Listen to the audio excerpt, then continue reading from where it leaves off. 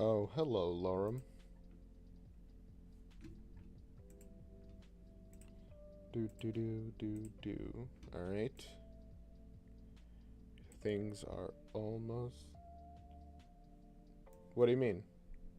I am doing reactions.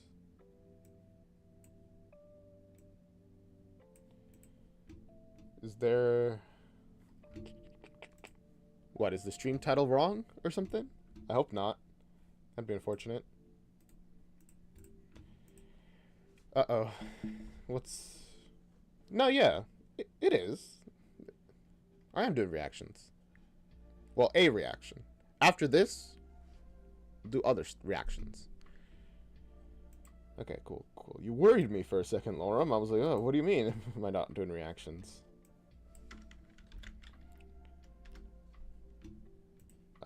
Alrighty.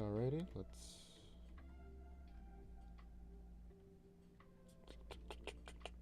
put some stuff here and there.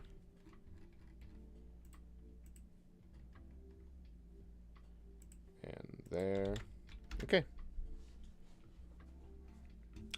We are good. Ready to do things and stuff. Alright. Hello. Welcome to the stream, everybody. Howdy do. I hope you guys have been having a good, start to your weekend.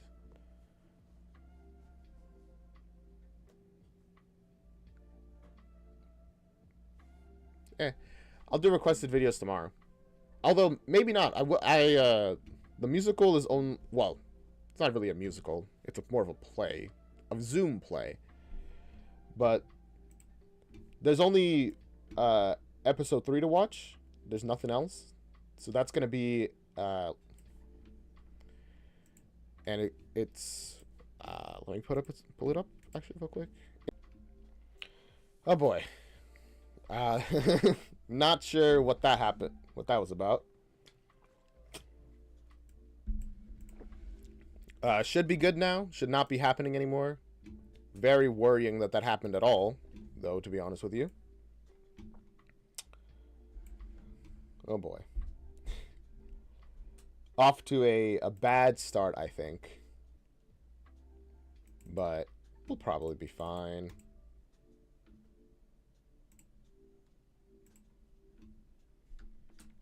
Oh, jeez. Camera's a little...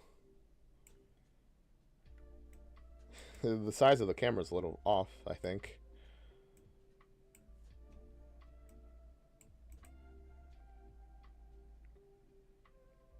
It's fine. You saw a ton of lag? It is what it is. Alright. There we go. Here we are. Music is off. Stream is up. And it's nightmare time. Nightmare time, episode 3, Jane's... Oh wait, I put 3 and 4 in the title of the stream, but there is no episode 4. I'm gonna have to fix that. Later. Alright.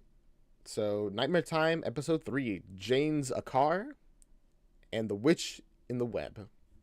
Interesting. I'm excited.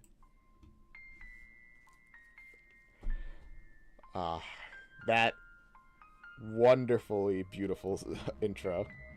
I love it. Do do do do do do.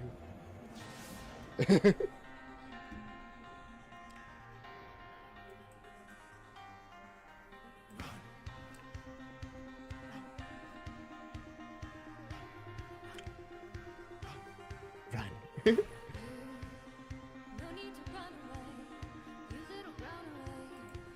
I genuinely, honestly, every time I hear this intro, I really like it. Although, to be honest, normally I just skip intros to like shows, to anything, really. The intro, I just pass by it. Oh, spoiler to the 10 Hours of Blue. It ends with red. Crazy. Nightmares.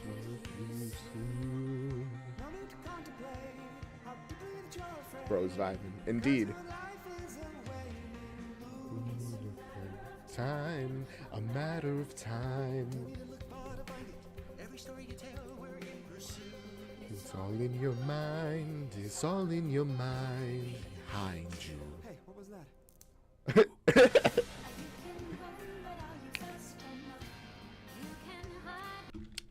Hey, I'm sorry, give me a moment. We're not going to be doing this whole thing about the stream crashing, because what's the point of trying to stream if it's just going to lag? And yeah, see, that's what I'm saying.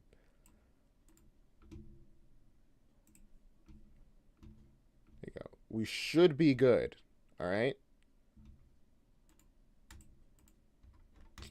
It's trying to run away from me. There you go. All right. Doing some stuff to make sure that we are okay. Should be helpful.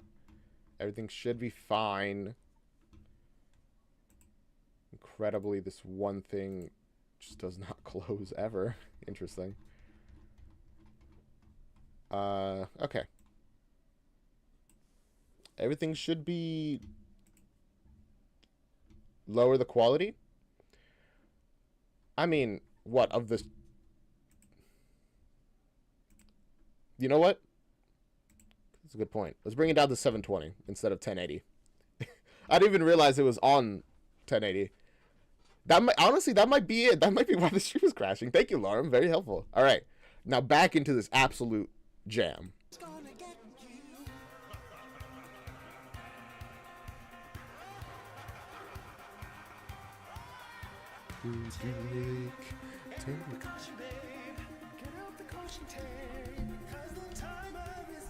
Down.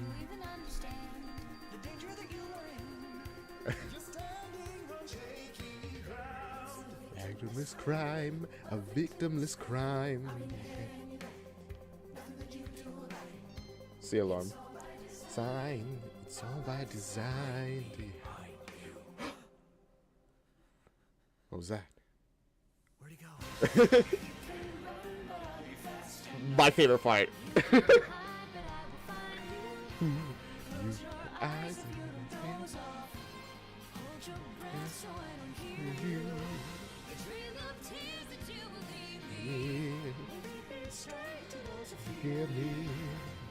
And run if I don't catch you.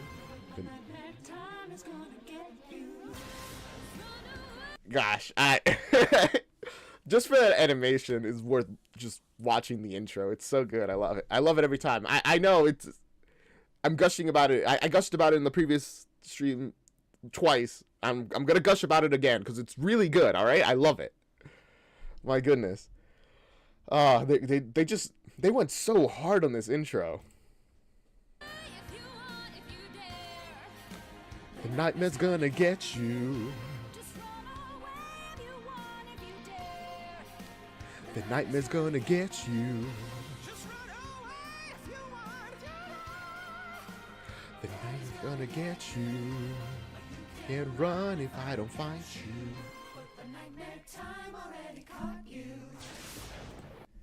You can run if I don't catch you. I really like that line, by the way. It's like, it's such an ominous statement. Like, yeah, you can run if I don't catch you. But I've already caught you, so you can't run. They're just like, you can run, except no, you can't. Which is, I don't know. I just like it. And it really like sets the vibe. Are we also gonna get a like an intro song to this episode, like we were getting in the previous one? I hope so.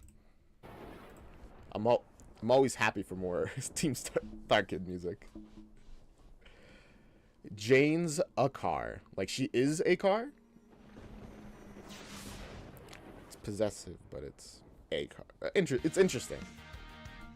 Whoa. Alright. Let's go.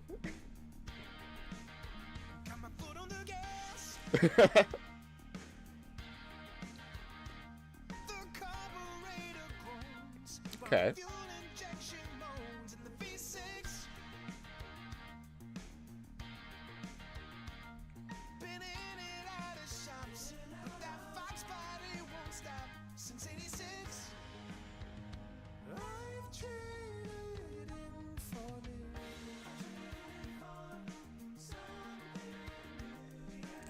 This guy, his name is Dylan, the one who's singing right now.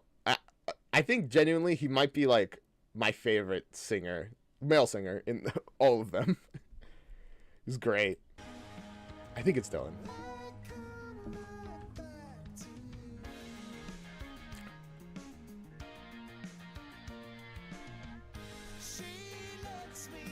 My goodness, it crashed again. What is up?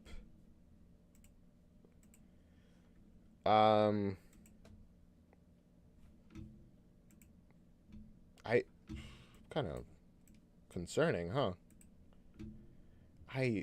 What is going on? I do not know what is going on with the stream.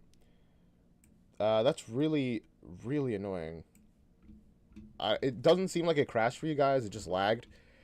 But we were having such a good run.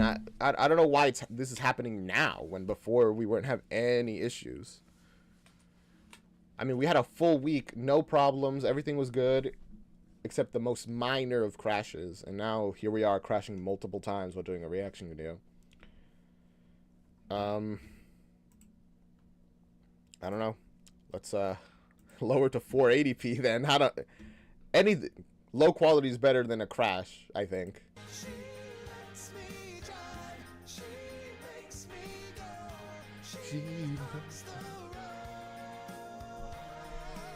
Oh, what I was gonna say before the stream crashed or lagged at least. Is this guy in love with his car? Is that what this is? Is that car named Jane and he's like in love with it? And I don't know.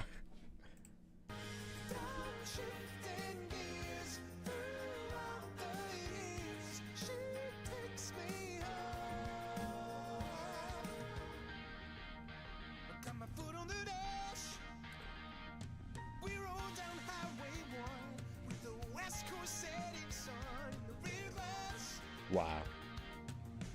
Do. He's in love with this car. Like, I don't know. I'm getting a feeling he's in love with this car.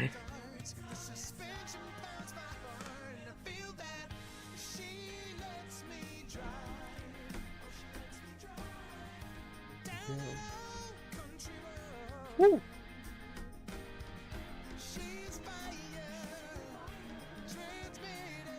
Nice mask. Tim's daddy. Right. Okay, so this character is the father of Tim. From Black Friday. Was the kid named Tim? The one that we never saw, who he went to get a gift for? The Wigglies, in case you don't remember or weren't there.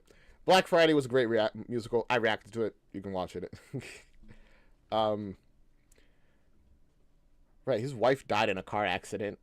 Is this a timeline where he, like, fell in love with the car afterward to, like, I don't know, cope? By the way, I learned that pretty much all of these episodes are in different timelines, which means that the original Paul and Emma might not be clones and, like, droids and, like, a android. They might just be normal people. So we actually don't know, which is interesting. Or at least it was like implied that they actually were the real, or at least it was said. It was a whole comment about it that I read. Really interesting. So all of this is very interesting. I'll say that. Me drive.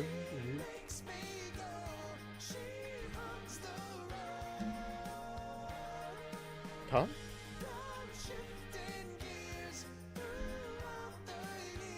Welcome back.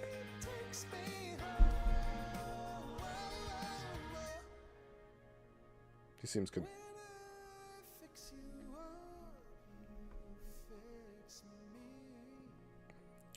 Uh-oh. It's about to get romantical up here. Oh gosh. Come on. Hatchetfield. Let's go. Feet on the dashboard. Can't really ask for more. Loving the hatchback. Signing the Witchy woman. Feet on the dashboard. Ooh. Really ask for more. Hand on the stick shift. Feeling the whiplash. She lets Me drive. She makes me go. She oh. runs the road. No shifting gears throughout the years. She takes me on. She lets me Drive. Oh, I was liking that. Very fun. I'm betting it now though. He's in love with that car, and that's gonna be a whole very strange thing. Though I don't know. Maybe I'm just reaching. I'm guessing too fast. I'm going too far ahead. In the garage of a small auto repair shop Okay. in the tiny town of Hatchetfield, Lex Foster sits in the driver's seat of a parked 1986 Fox Body Mustang. All right. Lex Bobs Foster. her head along to some smooth tune that plays on the car's radio. All right. That is We got that. until the song cuts out and the tape deck rolls. And that is when I came into possession of the strange black book. What the hell? The book, the black book. I don't remember what it's called, but the one that they used in Nerdy Prudes Must Die to summon the Lords in Black. I'm guessing, right? Lex tries to switch it back to the radio, but the knob seems busted. Tape continues. Within its pages, burial rites, spells, incantations. Lex whacks the stereo. Tape cuts in and out. To worship these lords in black. Yeah, I was right. Pacotho. No. Pacotho. Tenoi Caraxes. As Lex kicks the center console, her boyfriend, Ethan Green, leans in. Tenoi Caraxes. What's this about? No idea. We're gonna find out. It's Jane Zakar. I don't know what that means. Through the open car window. Hey, don't hit it like that. Nibble Nephim and Wigog Urath. Ethan swiftly thumps the radio once, just so. The tape stops, and the smooth tune A perfect hit. goes from the speakers once more. Please. That's fun. Indeed means like, yes. Are these? This is Lex. She's the girl from Black Friday, right? Like these are the characters from Black Friday. I'm pretty sure. Lex, her boyfriend, the one who was singing was her dad. Okay. Since they had the mask that said like Timmy's daddy. Ethan wipes his oily hands on his oily coveralls and returns to his work under the car's hood. You were gonna rebuild this junk heap. Why didn't you just give it to stereo? Because Mr. Houston don't want no new stereo. He wants the car just have to play the current. That includes that janky ass tape deck. Fair enough. Mr. Houston's car? Your mom said hi. Hello to her. And with all that money this guy sunk into tracking down these old parts, he could have bought a new Mustang. I mean, yeah, they could have bought a new one, but that's not the point. The point it's a project. They want this car, all right? His wife let in his car. I don't know why you want to keep something like that. He'd be happier taking a Mazda. Maybe he doesn't want to be happy. Maybe he doesn't want to forget her. Well, Yeah. if it were me, this thing would be in the dump. And shit happens, you move on. Beating yourself up won't bring anyone back. Also true. But I get it. You know, you don't want to just forget the person. They were a big part of your life. Even after they're dead, they're still a big part of your life in a way. So, but I do get it. It's like, but you do gotta move on eventually. You hit a 1 minute gun. That's why you gotta be careful. Alright, give her some gas. All right. As Ethan leans on the front of the Mustang, looking down at the engine, Lex presses her foot on the gas pedal, only to find the car somehow shifted into drive. Uh-oh. The Fox body jerks forward, pushing Ethan back. It He slams into the workbench and watches like a deer in headlights Uh-oh. as the car comes closing in. No! No! Just before Ethan is crushed, Lex slams on the brake. Scream! Oh my Then god. stops an inch from Ethan's face. We're like we're almost 10 minutes in. We're like 9:55 and we almost have a death already. My goodness. Sits there, engine purring, as he leaps to his feet and pulls open the driver's door. Ow. Ow! I'm so sorry, Ethan. I swear I was in park. Lex climbs out of the I mean- car and Ethan points to the letters by the gear shift. Whew. Look at this, Lex. You looking? This is a P. This is a D. You see the difference? You see how the P has a little Yes. coming down? That's how you know it's not a D. I mean, Sees Lex is visibly upset. He softens. yeah. Okay, there you go. I was gonna say, I was like, yeah, I get it. You're upset. She almost killed you, or at the very least, badly maimed. But you know, I'm sorry. I didn't mean to yell. I could have died. yes. I swear it was in park. She buries her face into his chest. That kind of statement would actually make me mad. Even if she probably is telling the truth. I don't. There's probably some like sort of Lord in Black magic happening here that like changed it. But that would upset me. I'm like, okay, yeah, but you still almost killed me. Well, what you thought was true wasn't the point.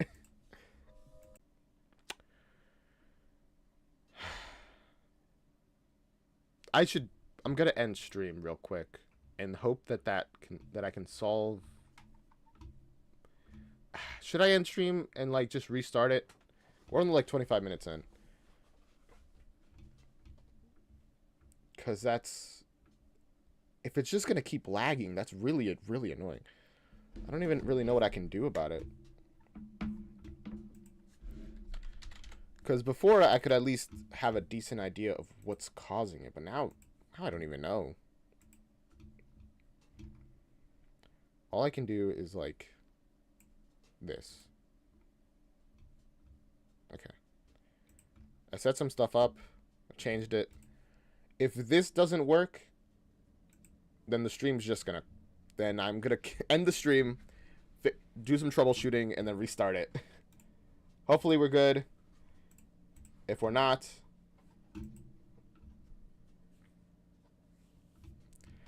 Oh boy. Bad start already. Okay. Yeah, it lagged again. But, hopefully that'll be fine. You know what? We'll just do that. Okay, there we go. Twitch chat is only gonna appear, is not gonna appear like above here. It's only gonna appear on my OBS. I'm sorry. Okay. Buries her face into his chest. I gotta turn up the volume, by the way. Fox Bunny Mustang. The engine growls and rubs her. Oh, what I was saying though is that I'm thinking this is gonna be more of a. There was like one movie where a man was like in love with his car, and then the car like went out and murdered people. Like I think women specifically that he would like talk to. It was like a yandere car. I don't remember what that movie is called. I watched it when I was like a little kid. But is that like the situation that we're having here? Although I don't know why they would murder Lex. Well, Lex is, I think, the guy's daughter, so a woman in his life. A person who might take his attention. I don't know. Okay, babe. Come on. Wait, no, they said that this car belonged to like some guy, so it's not. Actually, never mind. I'm theorizing too much. No, this is not film theory right now. All right.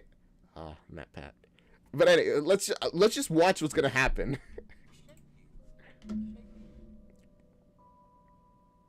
Across town at Behind me. Pete's family fun zone, Tom Houston's knee nervously bounces under the table. You're shaking, Dad. Tom Houston. Okay. What are you talking about? Tom sits in a booth across from his 10-year-old son Tim. Okay. Around them, Birthday parties rage and pinball machines clatter. Tom is anxious, and Tim can tell. You wanna switch sides so you don't have to look at the Big Kid games? Hey, I'm not shaking, all right? Tom glances behind Tim at a row of violent arcade games, including one called Roadkill.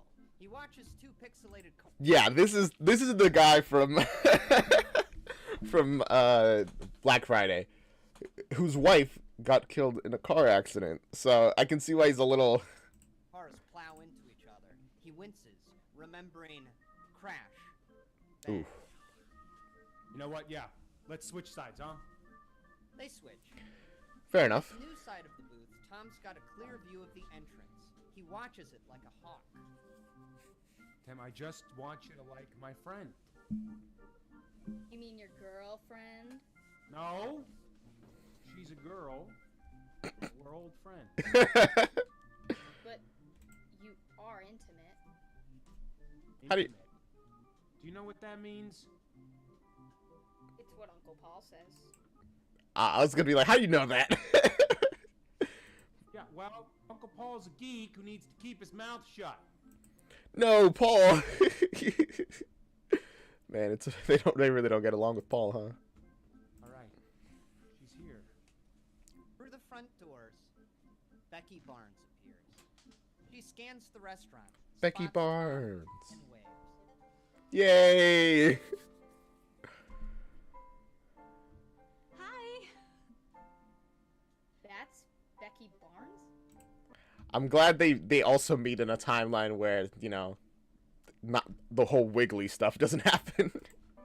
Yeah. Although, then again, this might be a worse timeline. Who knows? What? Nothing. I'm just proud of you, Dad. Aw.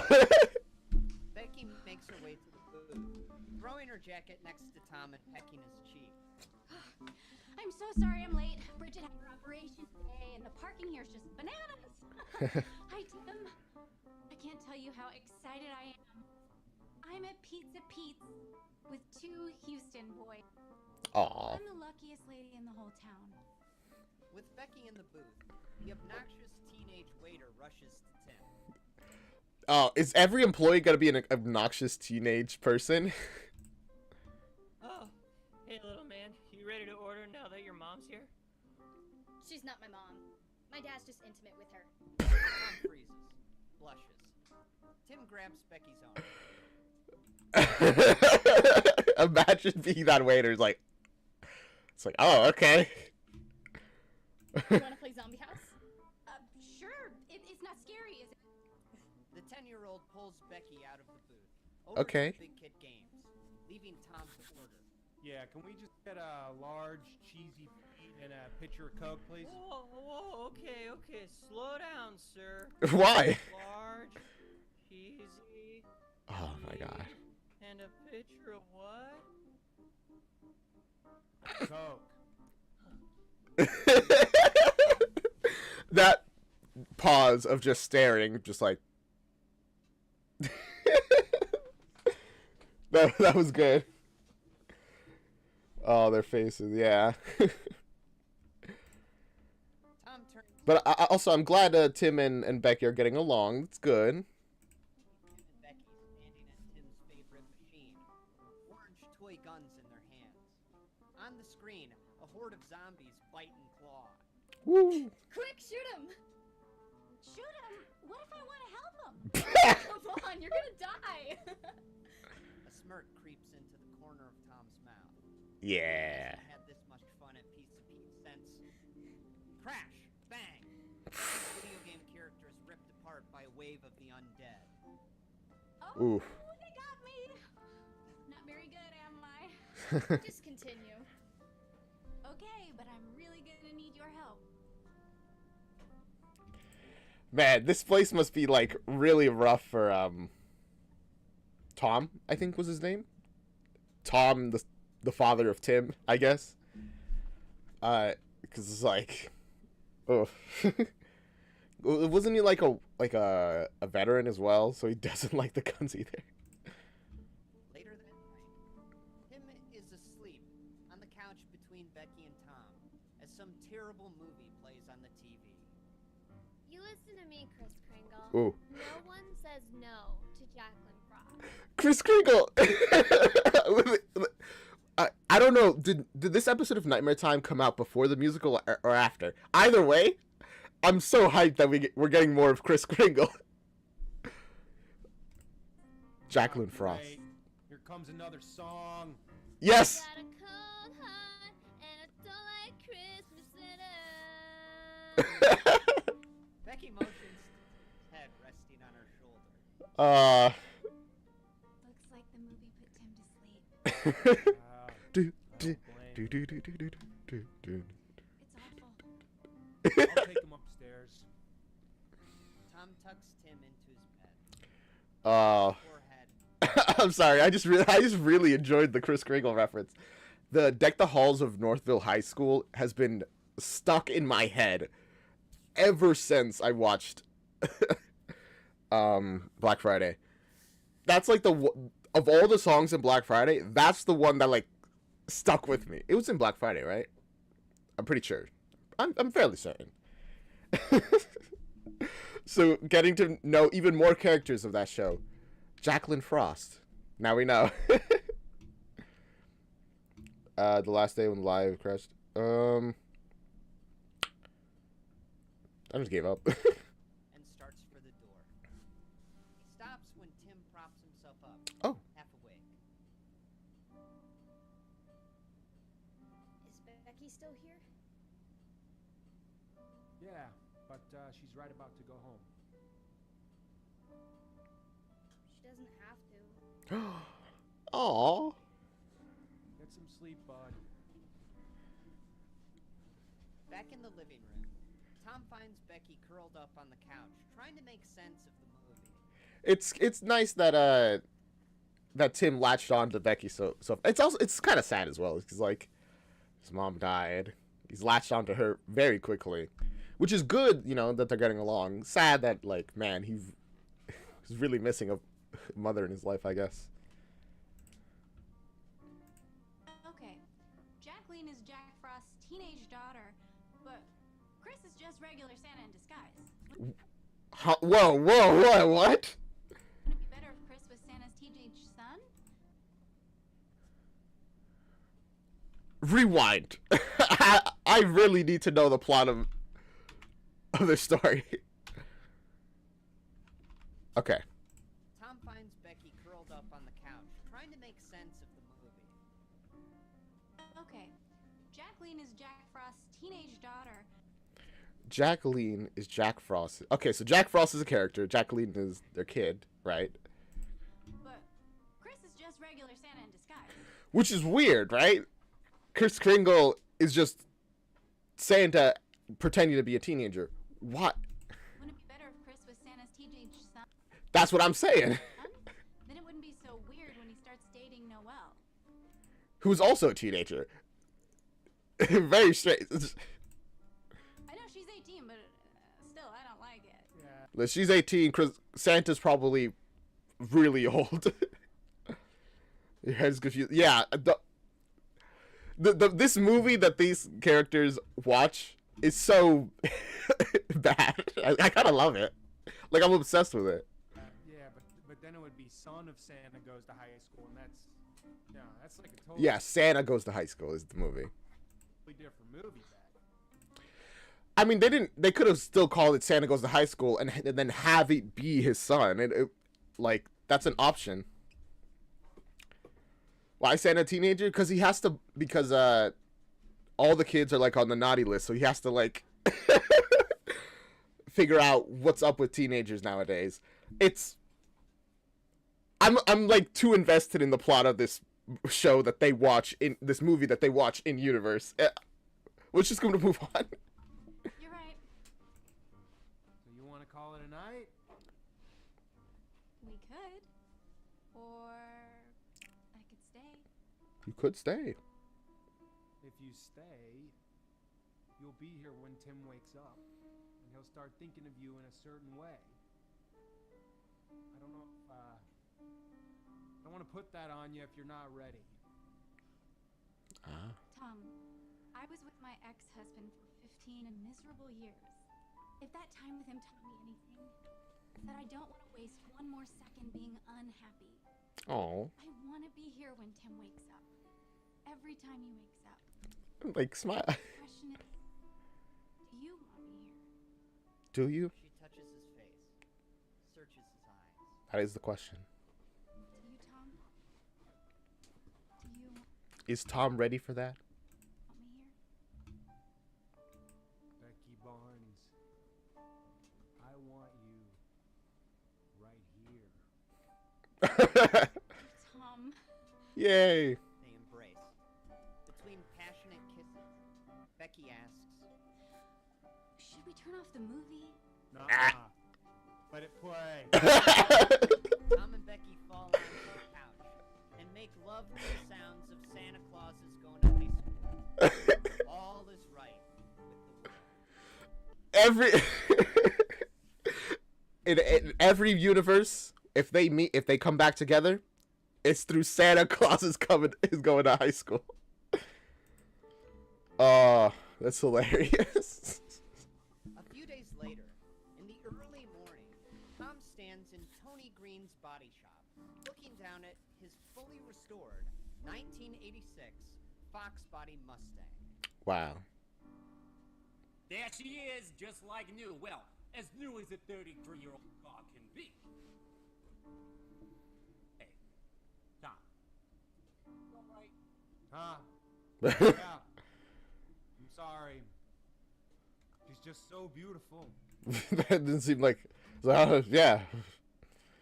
That's how I sound when I'm also fine. Sorry she took up so much space in your garage for, what, a year and a half. Has it been that long? Tom's eyes glaze over as he turns back to the car. The car he'd had since high school. Oh. Where he last saw Jane.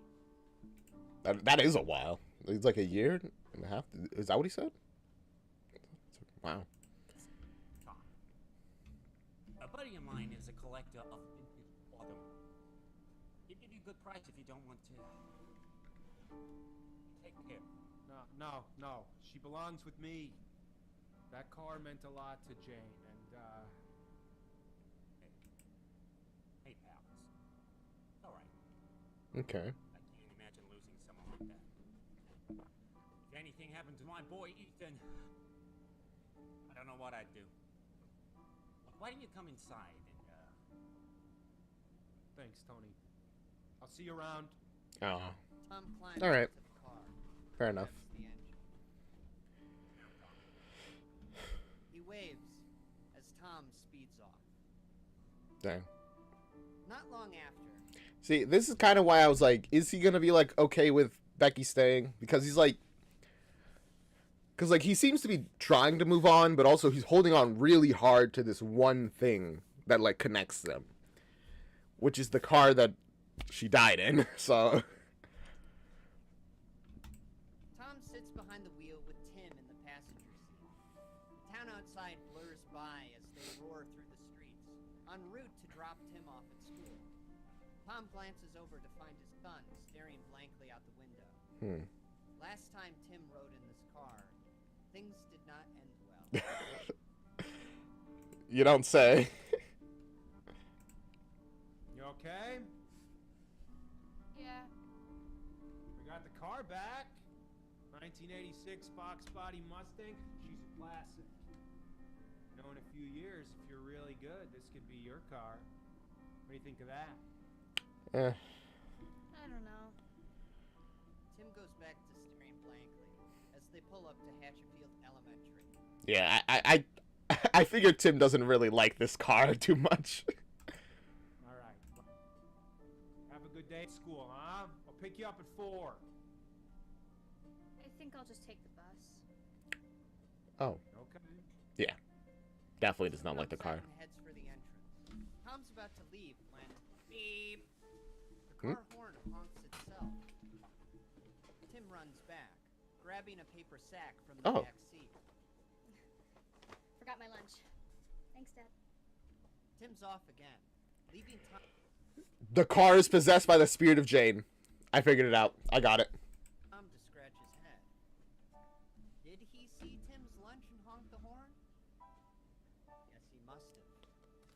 Fair enough. Tom stops at a red light as a corny old pop tune comes on the radio. He smiles. Ah, Jane loved this song. I, on the other hand, Tom turns the dial to the classic rock station. That's more like it.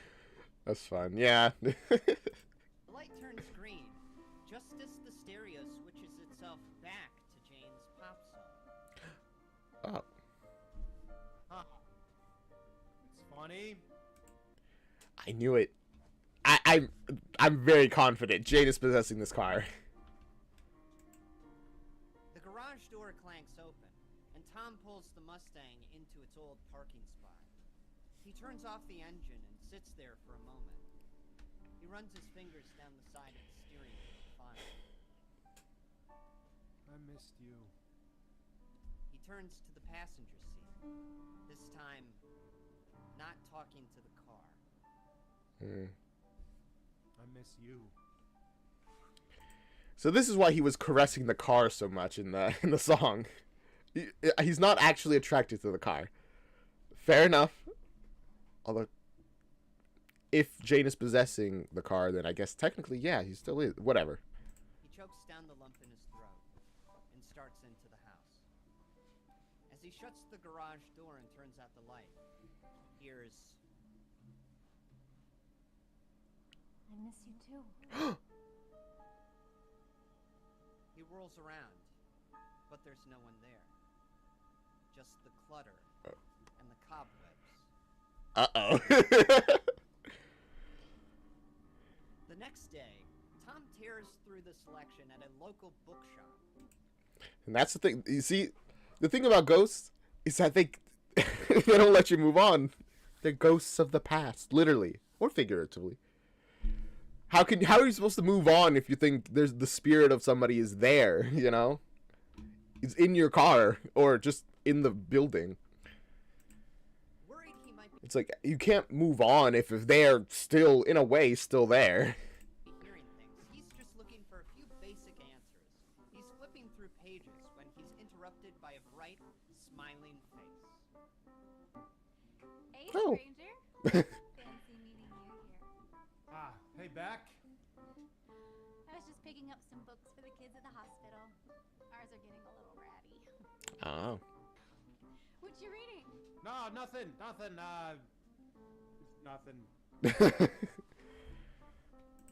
Okay. I mean, fair enough. I don't know what kind of research she's doing, but you probably wouldn't want to tell people that, hey, I'm hearing voices. Even though you should, if you're hearing voices, you should tell somebody, medical professional, especially. Neurology for dummies. Ah, okay. You're not a dummy, Tom. Yeah, I know. I've just been doing a little bit of research. I'm wondering how exactly flashbacks work. You know, if a familiar place or a thing or a car could trigger auditory hallucinations. I mean, Shane's a psychiatrist. I could ask her. I mean, I wish I could ask her. Okay. You're thinking about Jane? Is this because of the other night? No, just a passing thought. Book is really. I mean, that's actually a very fair like thing. It's like, oh, is it because we had a night together? It's like, some people do feel guilty about that. They're like, even if they shouldn't, they got to move on at some point. Hard to understand. Certainly not for dummies. All right. Well, I don't know what your plans are tonight, but you and Tim are up for it. I was thinking about coming over after work. We could get some takeout, play a few board games. Okay. Tonight's no good, Beck.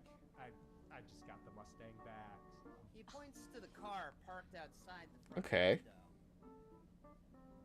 Oh, I remember the Mustang. It's the same one from high school, right? Yeah, it is. I love that back seat again. There are people around. he's into it, but also probably wouldn't be the best idea if it's possessed. Sorry. Was I being crude? Anyway, we got 2 cars now, so I gotta clean out the garage so that they both fit. Oh, I can help. Nah, there's a bunch of shit in there, Becky. You don't want to go through all that shit. Okay. Well, maybe we can do something this weekend? Absolutely. It's because he wants to talk to the car, isn't it? Tom pulls back into the garage. He sits behind the wheel. Okay. thinking. He cooks dinner for Tim. Helps him with his homework. He lies awake in bed for hours. He remembers Becky's face.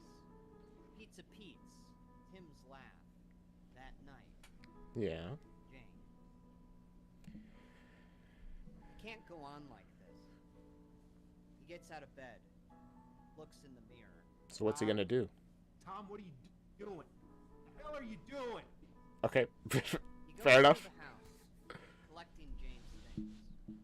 Old pictures, keepsakes, a bottle opener from the birdhouse. He puts it all into boxes, carries them into okay. the garage. Finally getting rid of all the things that are just constantly reminding him of her. He pulls out his phone and takes a deep breath. He dials an old friend. It goes to voicemail. Oof. Hey, Tony. Hey, it's Tom Houston. I was just thinking about what you said.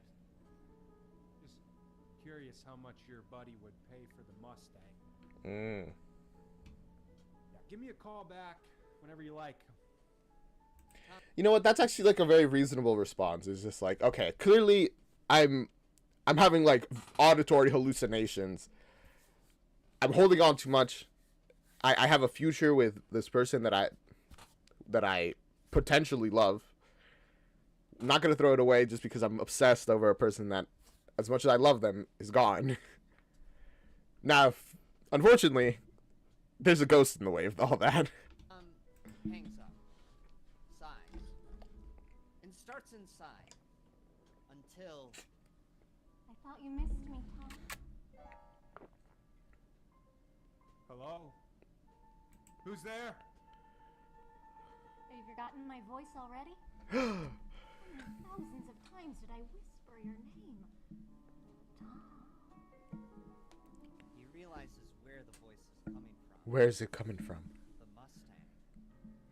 Exactly what I thought. Whose voice it is. Oh gosh.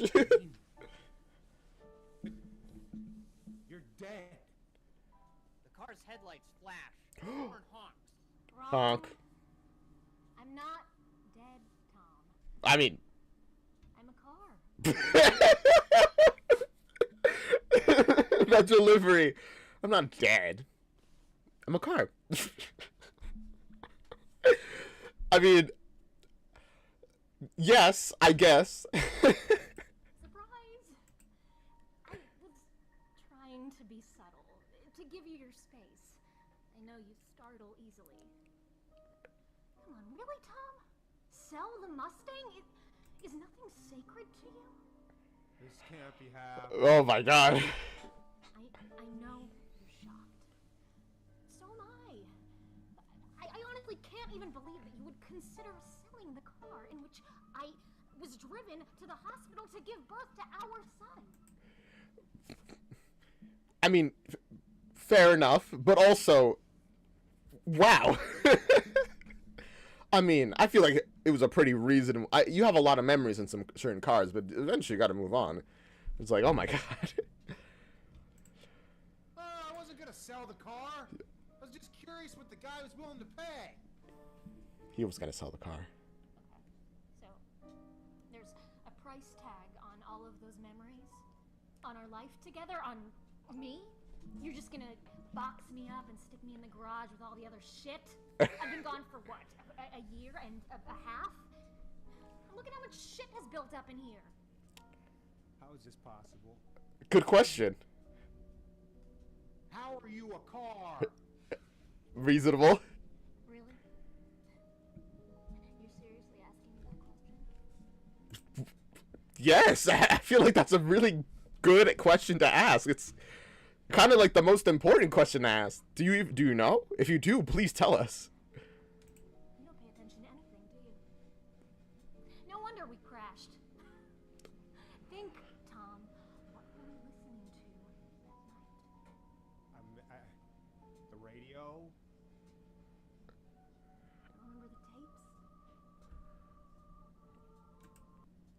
to Noicaraxis. The tapes which Lex listened to. Oh wait, no, Lex and her boyfriend aren't his daughter. That's why I got mixed up. I don't know why I said that. I just all the memories of Black Friday just got mixed up, I think. But oh my god. So the tapes at the very beginning, the ones that were saying about the black book that I found. That's what they were listening. Okay. You just left your parents' house. Tim was asleep in the back seat. Okay. They put on a tape. The audio diary of one of my patients. He was a professor of literature. Years ago, he had discovered some sort of spell book. Right. He claimed it was the cause for his complete mental breakdown. And I was reviewing his old notes, and he recorded himself reading some sort of incantation from this book. Yeah. Part of a ritual of soul transference. Ah. And just playing the recording of him saying that triggered the ritual? Dang. That's some powerful black magic, I guess. Yes, the ritual worked. The car hit us. Your soul transferred into the Mustang? Yes, Tom. For better or for worse, I'm a car now. I'm not happy about it. I mean, yeah. It's been a very lonely and painful existence. I imagine you're just a metal. You can't even eat anymore. Oh my god, just not being able to eat by itself would be hellish. All I wanted is to get fixed and come home. And that girl called me a junk heap. And I want a new stereo. Yeah. Whatever you want, Janie. Whatever you need. You're home. I thought I lost you. But you're home. Oh, this is a miracle, baby. I gotta go tell Tim. No, don't you dare. What? Why not? Why not? Think about it, Tom. First, Tim is told I'm dead, and now you want to tell him I'm a car? Are you trying to scar him for life? Oh, so I can't tell Tim his mom's alive? You can't tell anyone. Can you imagine how people would say if they found out I was a car? Yeah. I mean, considering what we know about Hatchetfield, they would probably tear her apart to find that soul part of her and try to make other people into cars. And succeed. And then make horrific car people. Or the start of the Cars movie series. It could be worse, I think. It's not the worst fate. Oh, look at a sentient car.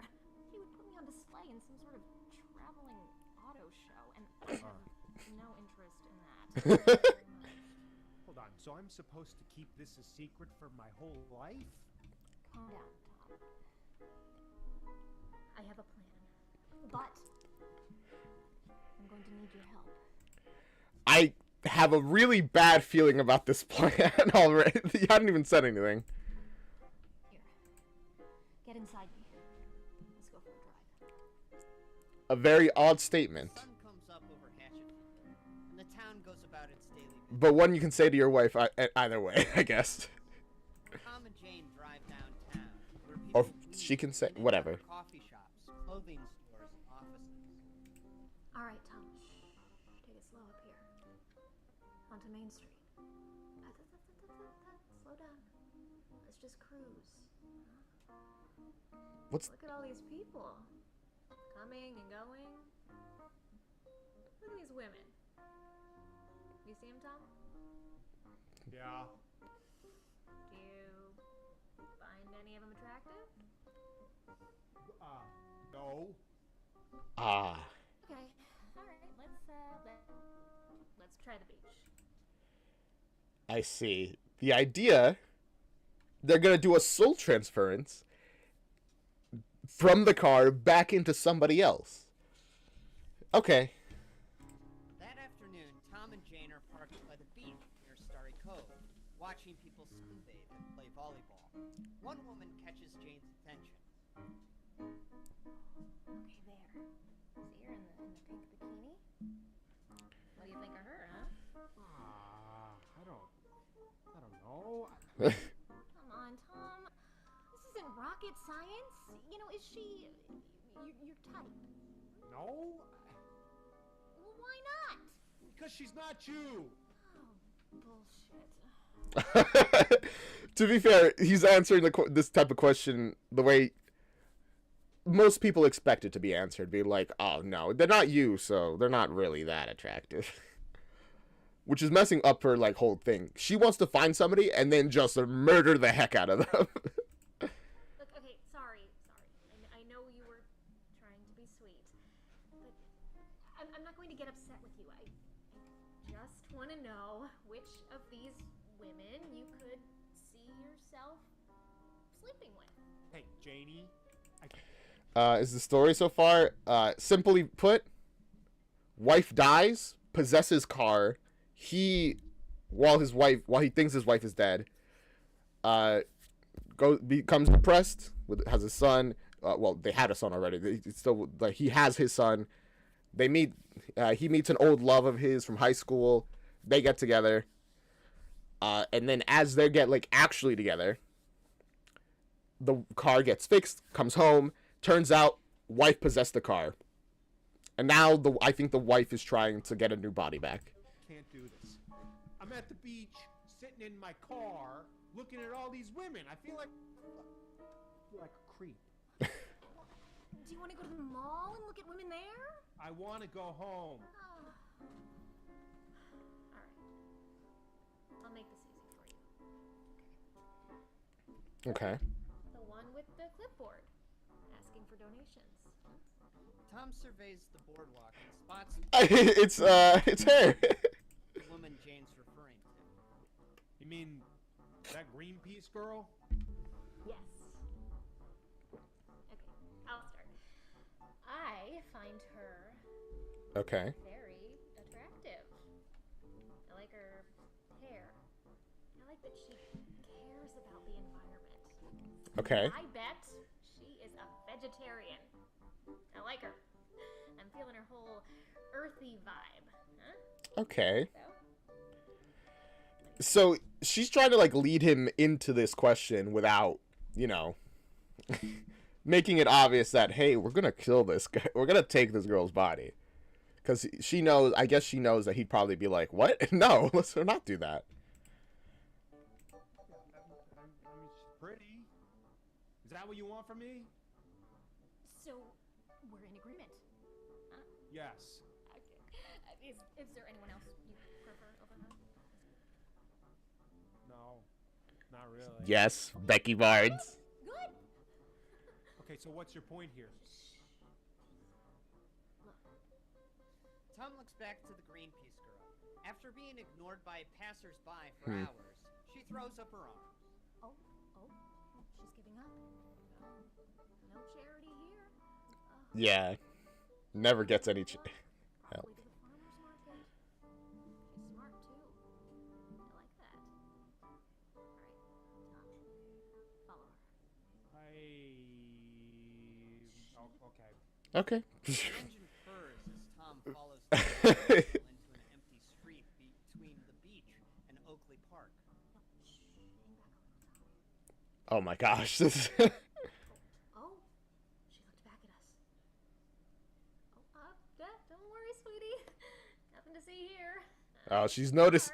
I guess she's noticing she's being followed. Fair enough. Along, going where I need to go. I'm not following you. No, there's a million reasons I could be driving this slow. Maybe I'm looking for a place to park or a specific address. All right, Tom. No one's looking. Speed up. Close the distance. No one step on it. Tom gives it some gas. The engine growls. Greenpeace girl turns back. What's happening? Her eyes go wide and she starts to flee the approaching Mustang. Oh, what? Jesus, quick. Why is she running? Tom, now! Now what? Run her over! What? What? Hit her, Tom! She's running! Hit her, quick! Before she gets away! No! Tom swerves to the side, narrowly barely missing the Greenpeace girl. Oh my Slams god. on the brakes as she runs for dear life. He rounds a Whew. corner. Gone. I mean, why did Jane think that was gonna work, right? Like, her name's Jane, right? It's like, oh my goodness.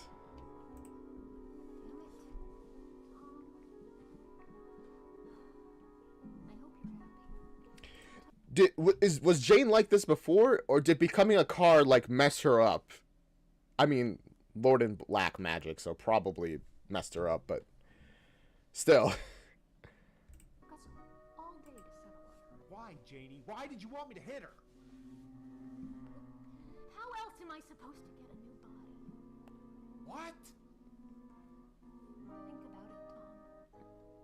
Last time the spell was read, my soul went into the car.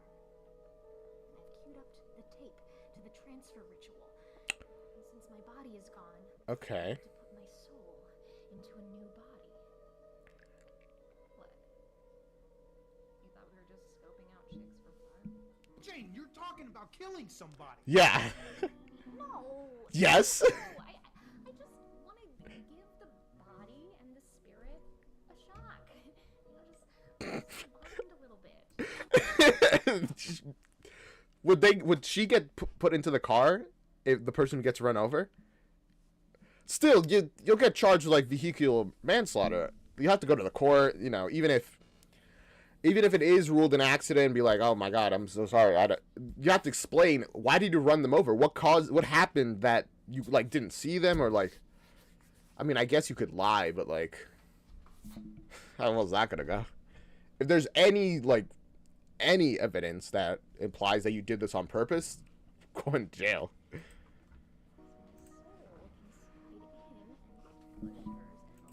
Then again, I'm wrong. She's gonna possess the body. You'd be like, hey, no, it was totally my fault. I really should have been more careful. No, actually, the plan works.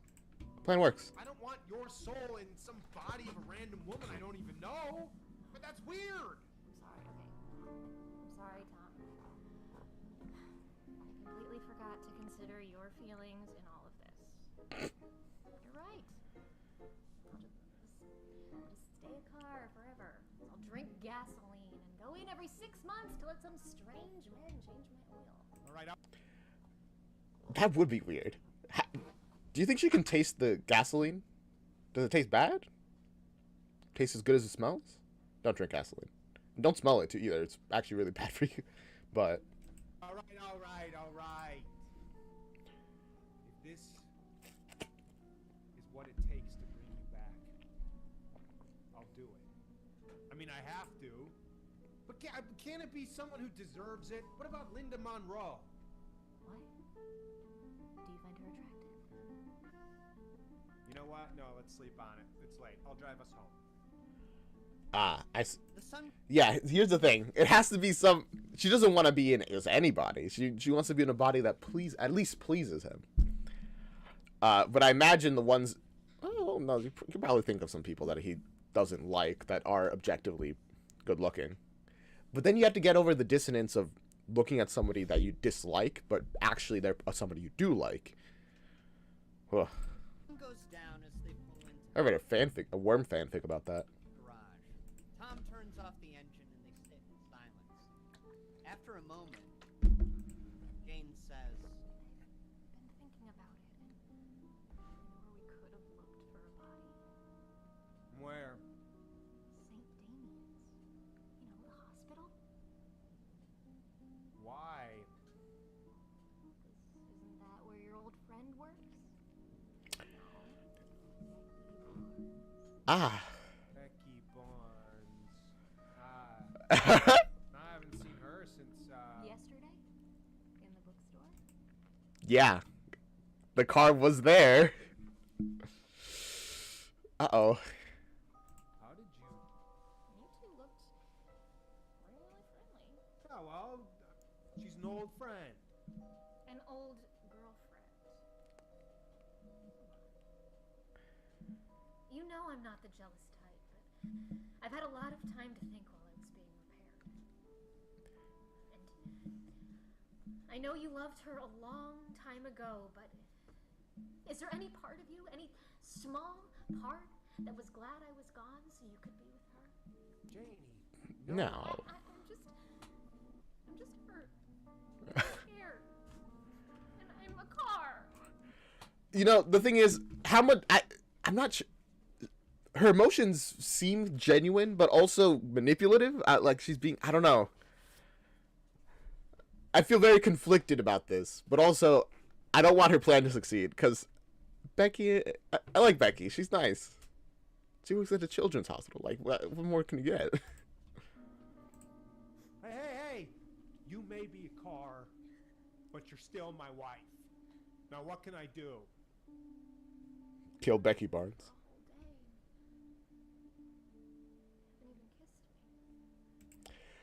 Where do you kiss the car? But also, there you go. He has the question. If you were a worm, if I were a worm, would you still love me? He would say yes. Oh. I'm sorry, Janie. I feel like a woman again, Tom. Kiss me. Yeah. Where?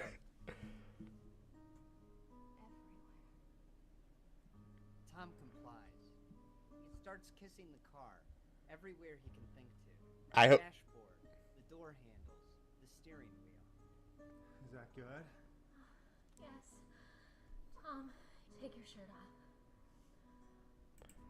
Uh-oh. Okay. Oh, you make comics? That's cool, Laura. I hope Tim's asleep. Okay. He feels her smooth upholstery, her soft seat cushions. He's tender and attentive. Oh, yeah. Oh, yeah. Make love to me, Tom. Make love to your car. Knock, knock. There's a tapping at the car door. Tom quickly covers himself and rolls down the steam-covered window to find Tim. Oh, hey, kiddo. What are you doing in there, Dad? Oh, nothing. This is what I'm talking about. My goodness. Why are the windows all foggy? Are they? I heard you get home and you didn't come in. Are you okay, Dad? Yeah. Oh my goodness. I feel like $1 million. I really do.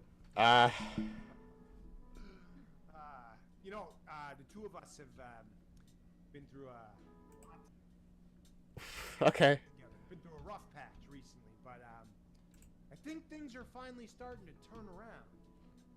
Don't you think so, pal? Yeah, I guess. I guess. He said the same Tell thing. you what, why don't we do something fun this weekend, huh? We'll go to a drive-in movie? As a family? How does that sound? Just the three of us? I'd like that. When you say three of us, he's gonna assume. I like Miss Becky. The car's rear view mirror cracks. Tom Uh-oh. stops. His son just spilled the beans.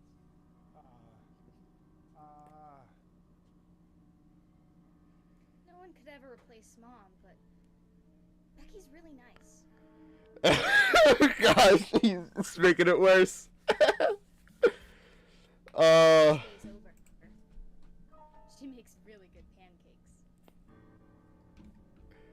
Yeah. Why don't you, head on in, son?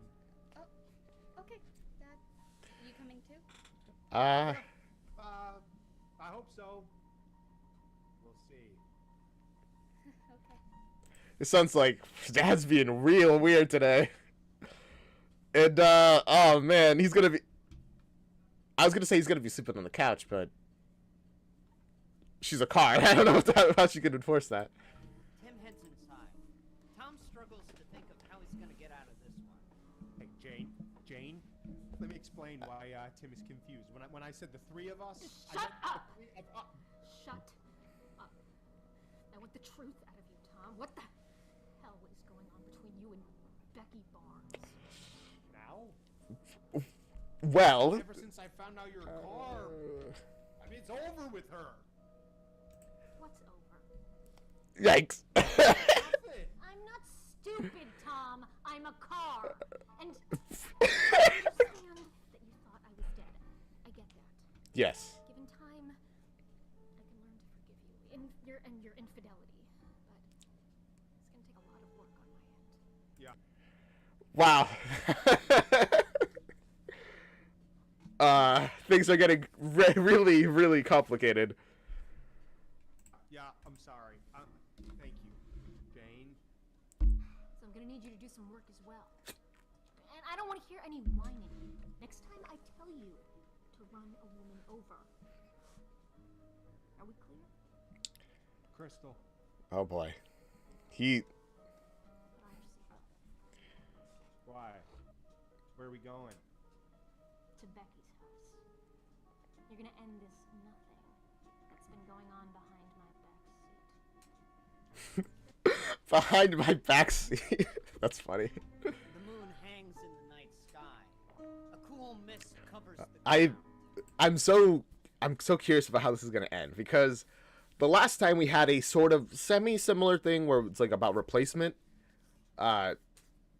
Paul killed the real Emma, so I don't know if it is gonna go any better this time. Well, better is relative, I guess. Lights cut through the fog, illuminating the home of Becky Barnes. Tom parks the car. The engine rumbles. Oh boy. Here we are. Okay. Go ahead. What's the plan? Tom reaches to pull the keys from the ignition. No. Keep me running. I don't want to get cold. But, Okay. I mean, this shouldn't take too long, right? It was nothing after all. What's the plan? What are you gonna do? Tom knocks on the front door, and Becky answers, a smile spreading across her face. Well, this is a surprise. Hey, Beck, can we, talk inside? Sure. She sees the Mustang running nearby. You know your lights are on, right? Yeah, let's talk inside. Becky leads Tom toward the kitchen. Okay. I'm really curious about what Tom is gonna say here, because either he's gonna be like, okay, he's gonna make up a lie and be like, hey, let's go, let's just do da, and then they kill her, or he's gonna be like, hey, okay, so I know this sounds crazy, but my car is alive. I was just making dinner. You're more than welcome. Hey, come over here, away from the window. She'll see you. He pulls her into the corner of the room. Confused, she tries to look for someone outside. Who? Becky, how do I put this? Do you see my car out there? Okay, so he's gonna tell her. Don't look. My wife, Jane, is in my car. Oh my God, Tom! Oh, he thinks he dug her up? You dug up your dead wife? No! I'm crazy? A reason? Well, I mean, no matter what you say here is gonna sound crazy. My wife's soul was transferred into a 1986 Fox Body Mustang by some kind of evil magic. Totally not crazy. Tom, you're scaring me. Yeah, exactly. I'm glad you understand the severity of the situation. I'm scared too. Not acting like herself. I just spent all day driving around looking at women, trying to find one to run over. Tears well up in Becky's eyes. She nods, humoring. Yeah, she's like, oh, you lost it, huh? Okay. But he's not doing very good to defend himself. But also, what can you I was gonna be like, what can you really say? But I guess anything except that would probably be what you should say. Hey, Traylon, welcome to the stream. Yep, I didn't do it, but I might have to. She wants a body. Sooner or later, I'm gonna run somebody over.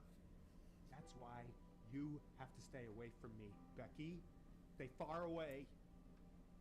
As of now, I've had to drive Jane everywhere, but I'm afraid that she's gonna be able to drive herself. Okay. Cars don't drive themselves, Tom. I know. But Jane, she's tricky sometimes. She's lets me do things that she could probably do better herself. Yeah. Helps my self-esteem. Okay. Drives me crazy. Oh, Tom. Becky, I'm sorry. I'm sorry to put you through this. I love you. I always have, and I always will. Oh. But I'm married to that car out there, and I gotta go.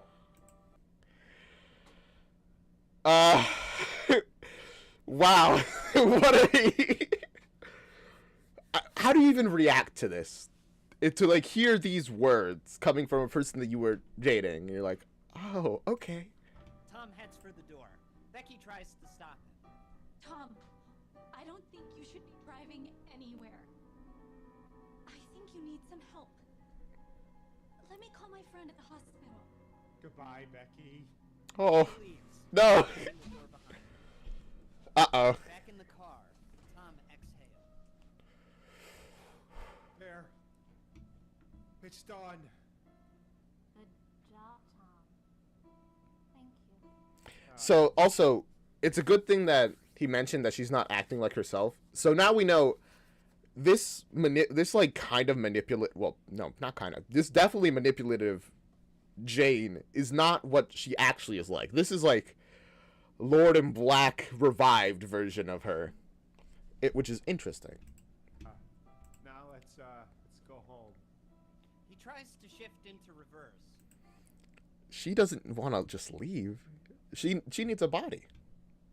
The body of a person that he's attracted to. And they're right there. But the lever won't budge. The engine growls. Jane, what are you doing? That's not the only reason we came here, Tom. You see, I understand you loved me and her.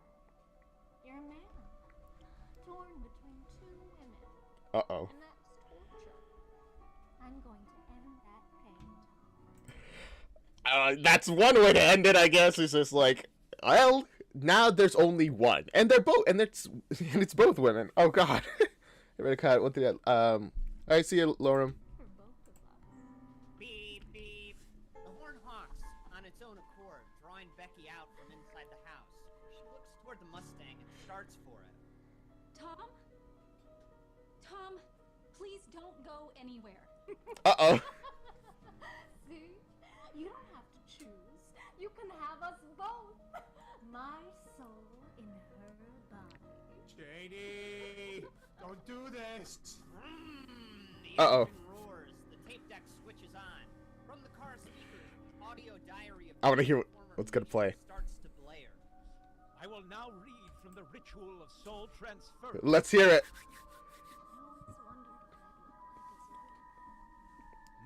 Oh. Okay. Jane! No! The Mustang takes off, barreling in the direction of Becky Garn. Becky! The car headed straight for her. Tom! Becky brakes for the house. Realizing she's too far to make it, she turns and runs for the nearby woods instead. Okay. The car swerves. Get out of the... Dust as it gives way. Is the car driving forward or backwards? They said something about backwards. I'm gonna imagine it backwards because I think that's kind of more crazy. Jane! Stop it! Stop it! Tom struggles with the steering wheel, but no matter how hard he tries, the Mustang keeps course, careening towards Becky. Somebody help me! The car goes off. How's somebody gonna help you? In desperation, Becky considers climbing a tree, but no, not after what happened last time. She keeps running. Last time? What happened last time Becky climbed a tree? Behind her, the car bangs and bounces, thundering over rocks and underbrush. Inside, the tape continues. Oh gosh. The car closes in. Becky rolls around as it speeds toward her. Man, Becky's fast. Thump! The Mustang plows into Becky. She tumbles over it, slamming on the hood, then the roof, then the dirt, as the car continues flying forward. Okay, so they did hit. They were driving forward. Oh my goodness. Directly into a tree. Crash! Bang! Darkness. I mean, Does Bet? Oh boy. Then, a voice. What's gonna happen? Miss Barnes. Miss Barnes, can you hear me? Becky's eyes flutter open. She's in a white room, on a clean bed, looking up at a police officer. Beside her, a heart monitor beeps. She's banged and stitched, but all right. Did Jane take her body? Tom. Where's Tom? There's been an accident, miss. Miss Barnes, you're in the hospital. Mr. Houston has been taken into custody. What? Why? We were on the lookout for the owner of a red 1986 Mustang. We tried to run down Omen at the beach this afternoon. Don't you remember him chasing you with his car? Yes, I remember. Well, I'm afraid Tom Houston has suffered a complete mental breakdown. Oh. He believes his dead wife's soul was in that car. Okay. But now, I don't know. Is this Becky or is this Jane? I don't know. Is it true that you and he have recently formed a romantic relationship? Yes. Miss Barnes, who can say what triggers something like this? Guilt? Grief? Maybe the guy just didn't want to be happy. Didn't want to be happy. Good night, ma'am. The officer turns to leave. Becky's in the dock. Officer, what happened to the car? Pile of junk went straight to the dump. Oh man. Becky was in that car, huh? It worked, the transference. Good. Later, Becky is released from the hospital. She breathes in the cool night air, feels the breeze on her skin, and heads for home. Tim is awoken from a restless sleep by the sound of his bedroom door creaking open. Dang. He rubs his eyes and calls through the dark. Dad? Shh. Sweetie. Dad went away for a while, but don't worry. The light on Tim's nightstand switches on. Oh man. Sits on the edge of the bed, and Jane smiles. That's what I thought. Ah. Mommy's home. And he smiles. Ah.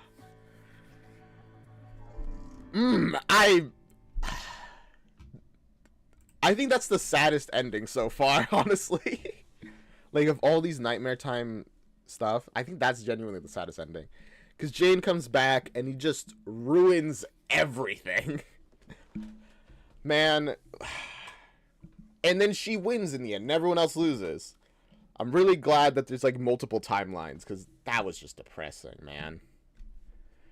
I like to believe there's a timeline where their relationship went well, and Jane did not come back as a ghost. We could dream, right?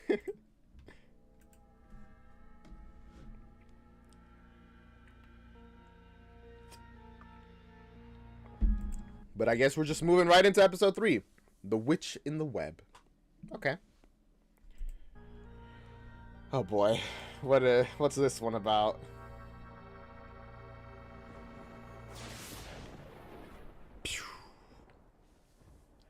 I like trying to guess the plot of the episode from the song. I think that's fun.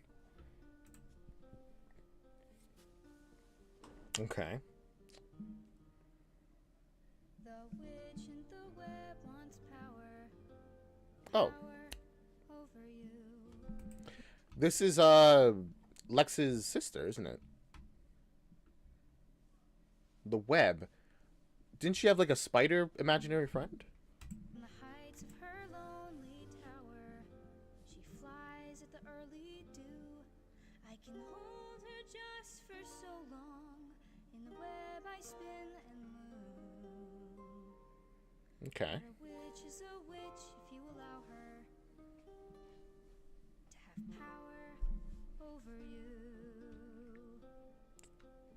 Fair enough. That works in some traditions of magic, I guess. The witch in the web is scary, but only in your mind. Many children she has buried, their memories are mine. I tell you this for a reason. Okay. Just you and your guitar. A witch becomes a coward when you remember who you are. Interesting. So we know that if that is Lex's sister, we know that she has like she and Lex have like the power to reach into the black and white, I think, to like get and like manifest stuff. And like she can kind of predict the future, and also she has like Webby, a friend, I think, in her mind. I'm curious how this is going to go.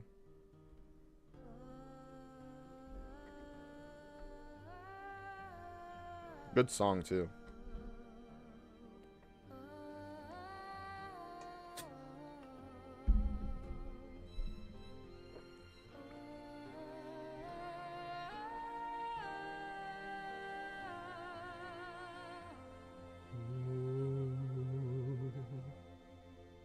Wow.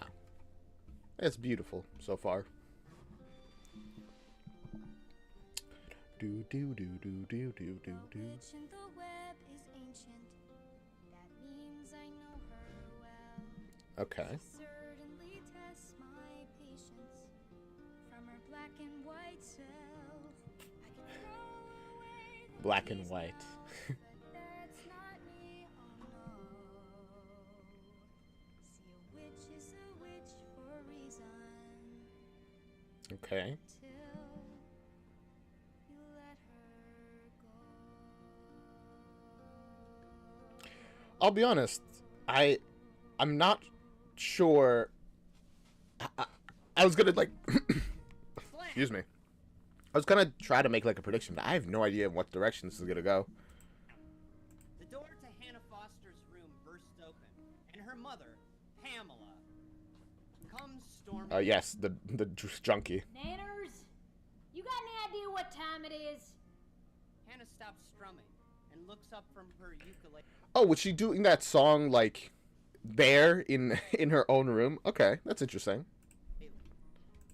Making it some diegetic stuff. Nightmare time. It's 3 a.m.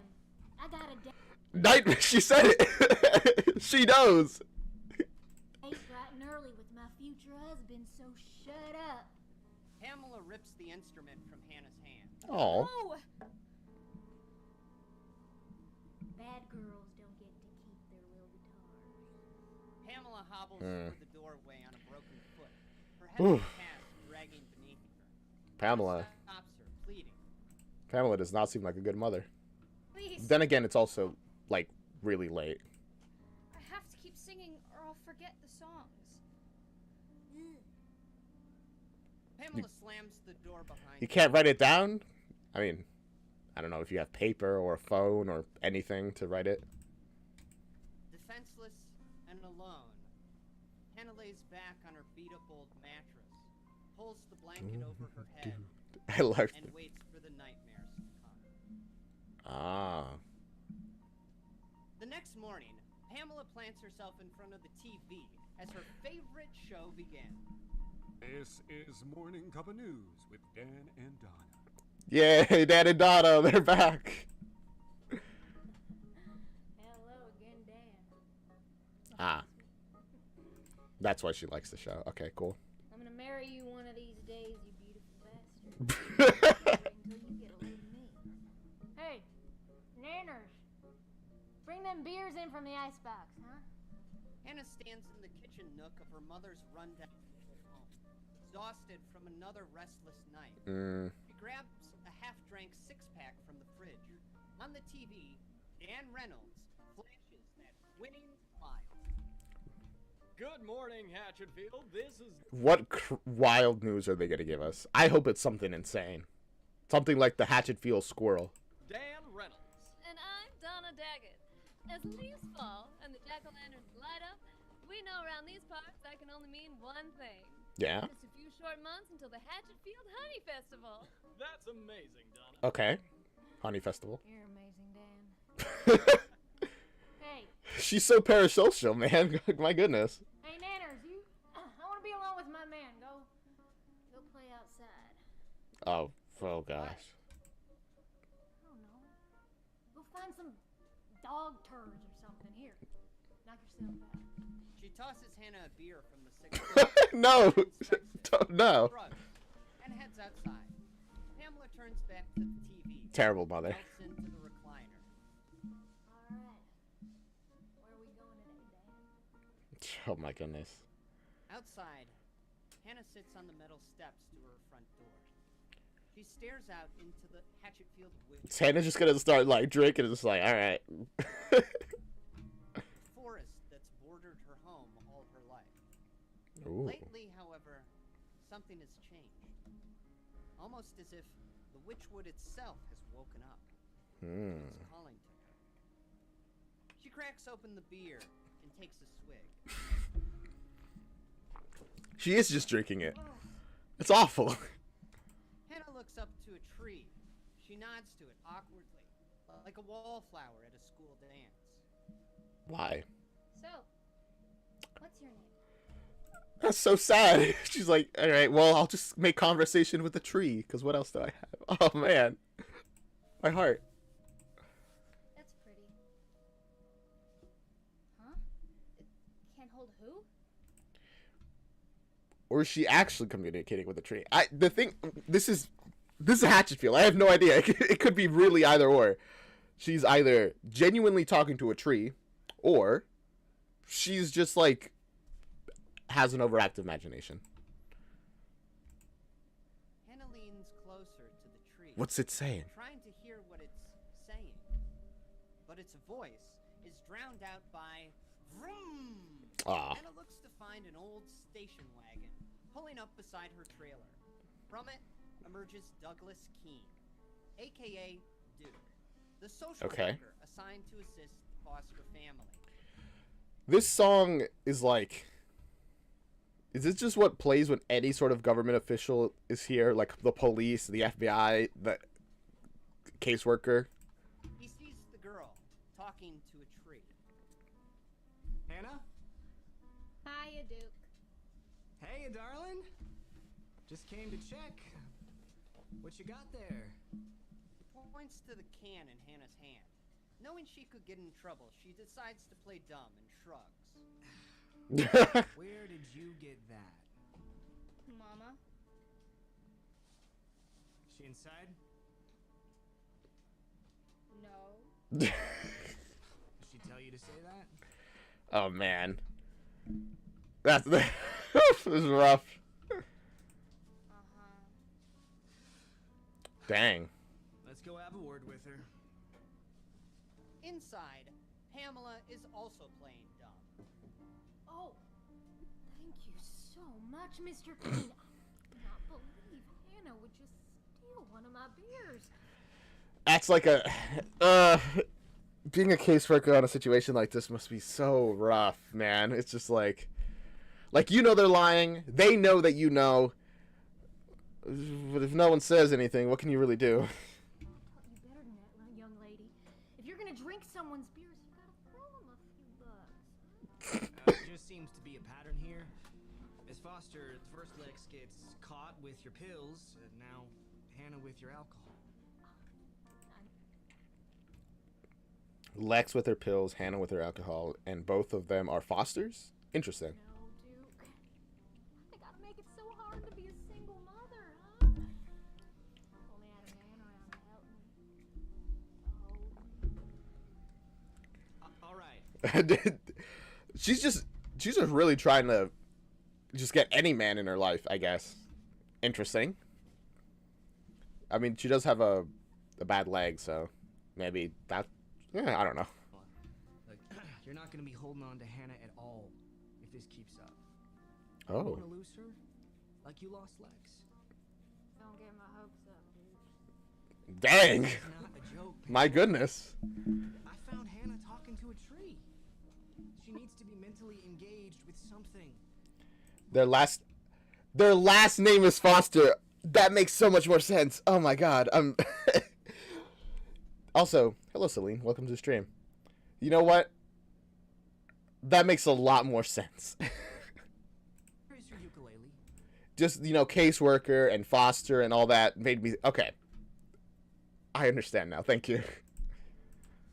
What? The instrument you took from her. Me? I didn't even know about that. Yeah, that's what she says.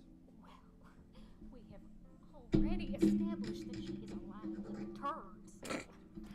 Have we? Retrieves the ukulele from the cupboard. I was just cleaning it for her. Here you go, Neighbors. I'm very sure it's not clean at all.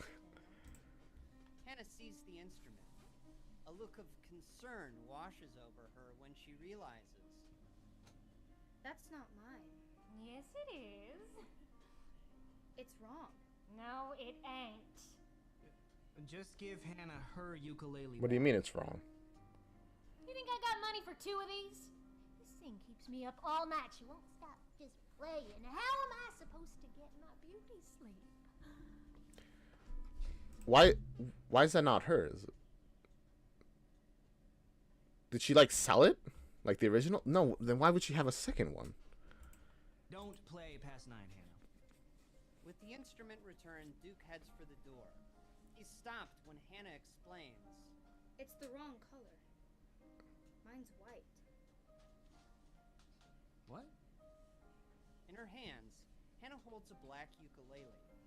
Duke turns to her mother, but Pamela shrugs. She couldn't care less what color the thing. Duke turns back to Hannah. Uh-oh. Considering, you know, the implications of black and white in here. I guess the Lords in Black, I should say, have decided to play a little game. Her eyes go wide. It's only black in my dreams. In nightmare time. Is this nightmare time too? Is it? Elsewhere in Hatchetfield, an aerobic... I mean, yes, it is, actually. This is nightmare time, so... I mean... Huh, that's interesting. VHS tape from the But is it a dream? 1980s plays on a vintage television set. On screen, the coach instructs. All right, girls, pick up those knees. Woo. That's it. Get built. An old corded wall phone rings. A mysterious woman stops her workout, pauses the tape, Okay. throws a towel over her shoulders. Miss Holloway picks up the receiver and puts it to her ear. Miss Holloway's a mysterious woman? Okay. Hiya, Duke. Hey, darling. I see you've taken your first tenuous steps into the 21st century.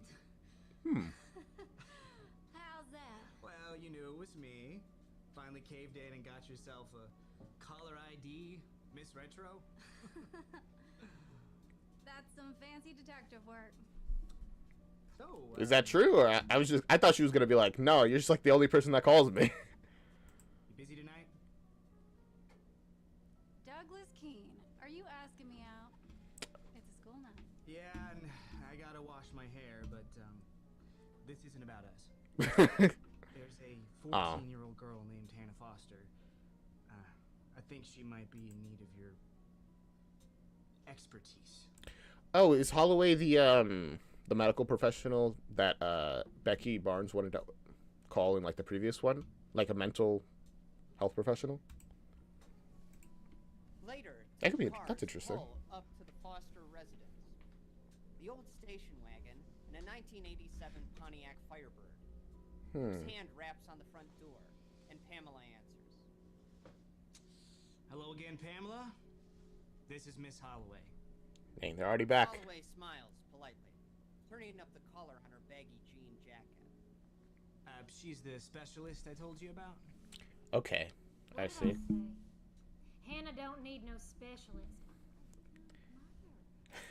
I mean, you being a good mother, everyone, everyone can use some therapy, even if they don't have like actual deep-seated traumas. They probably have traumas, minor ones, yeah. best case scenario, minor traumas get worked out. Worst case scenario, they realize that actually they do have some traumas that they should deal with. And you are not a good mother. I have never taken my daughter to a doctor, so unless you got a court order, I'm not letting this shrinky dink into my home. Oh, boy. Duke sighs, raises his brows, and turns to Miss Holloway. You're up. Miss Holloway leans closer to the screen door that How's she gonna convince her? stands between her and Pamela. She places a hand on the doorframe and starts tapping as she speaks, rhythmically, hypnotically. Miss Foster. Pamela, was it? You don't know me. No, I don't. But I do know you haven't been sleeping very well. Neither is Hannah. Her voice is melodic. I think I was wrong. She is not a psychiatrist. She's a hypnotist. It echoes Okay.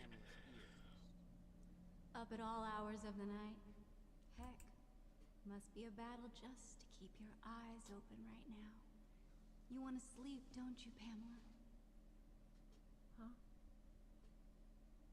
With Hannah sleeping well, you can rest too. Deeply. True. Peacefully.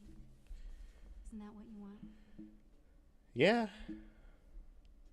Why don't you just let us in so I can help Hannah? Okay. As if in a trance, Is she the witch in this case then? The witch in the web? Pamela opens the screen door, letting Duke and Miss Holloway inside. Now go sleep on the couch. I'm just like not sure what direction things are gonna take, you know? But to be fair, we still have another 40 minutes to go. To a sunken old sofa and flops face first into the cushions. She's already snoring. Duke watches in awe. He can't explain the things Miss Holloway can do, so he won't even try. He just shakes his head Fair and enough. smiles. I think I'm in love with you. You know that? Wouldn't blame you. Later, Hannah Okay. sits on her dilapidated mattress, hugging her knees. Miss Holloway is on the floor beside her. She takes in the tiny room. The room Hannah once shared with her older sister. Electric lights pang. Oh, in this timeline, Lex just got taken away because of she had pills or just left or whatever. That's unfortunate. From the ceiling, there's a map of California pinned to the wall. Miss Holloway smiles at the young girl. Hello, Hannah. I'm Miss Holloway.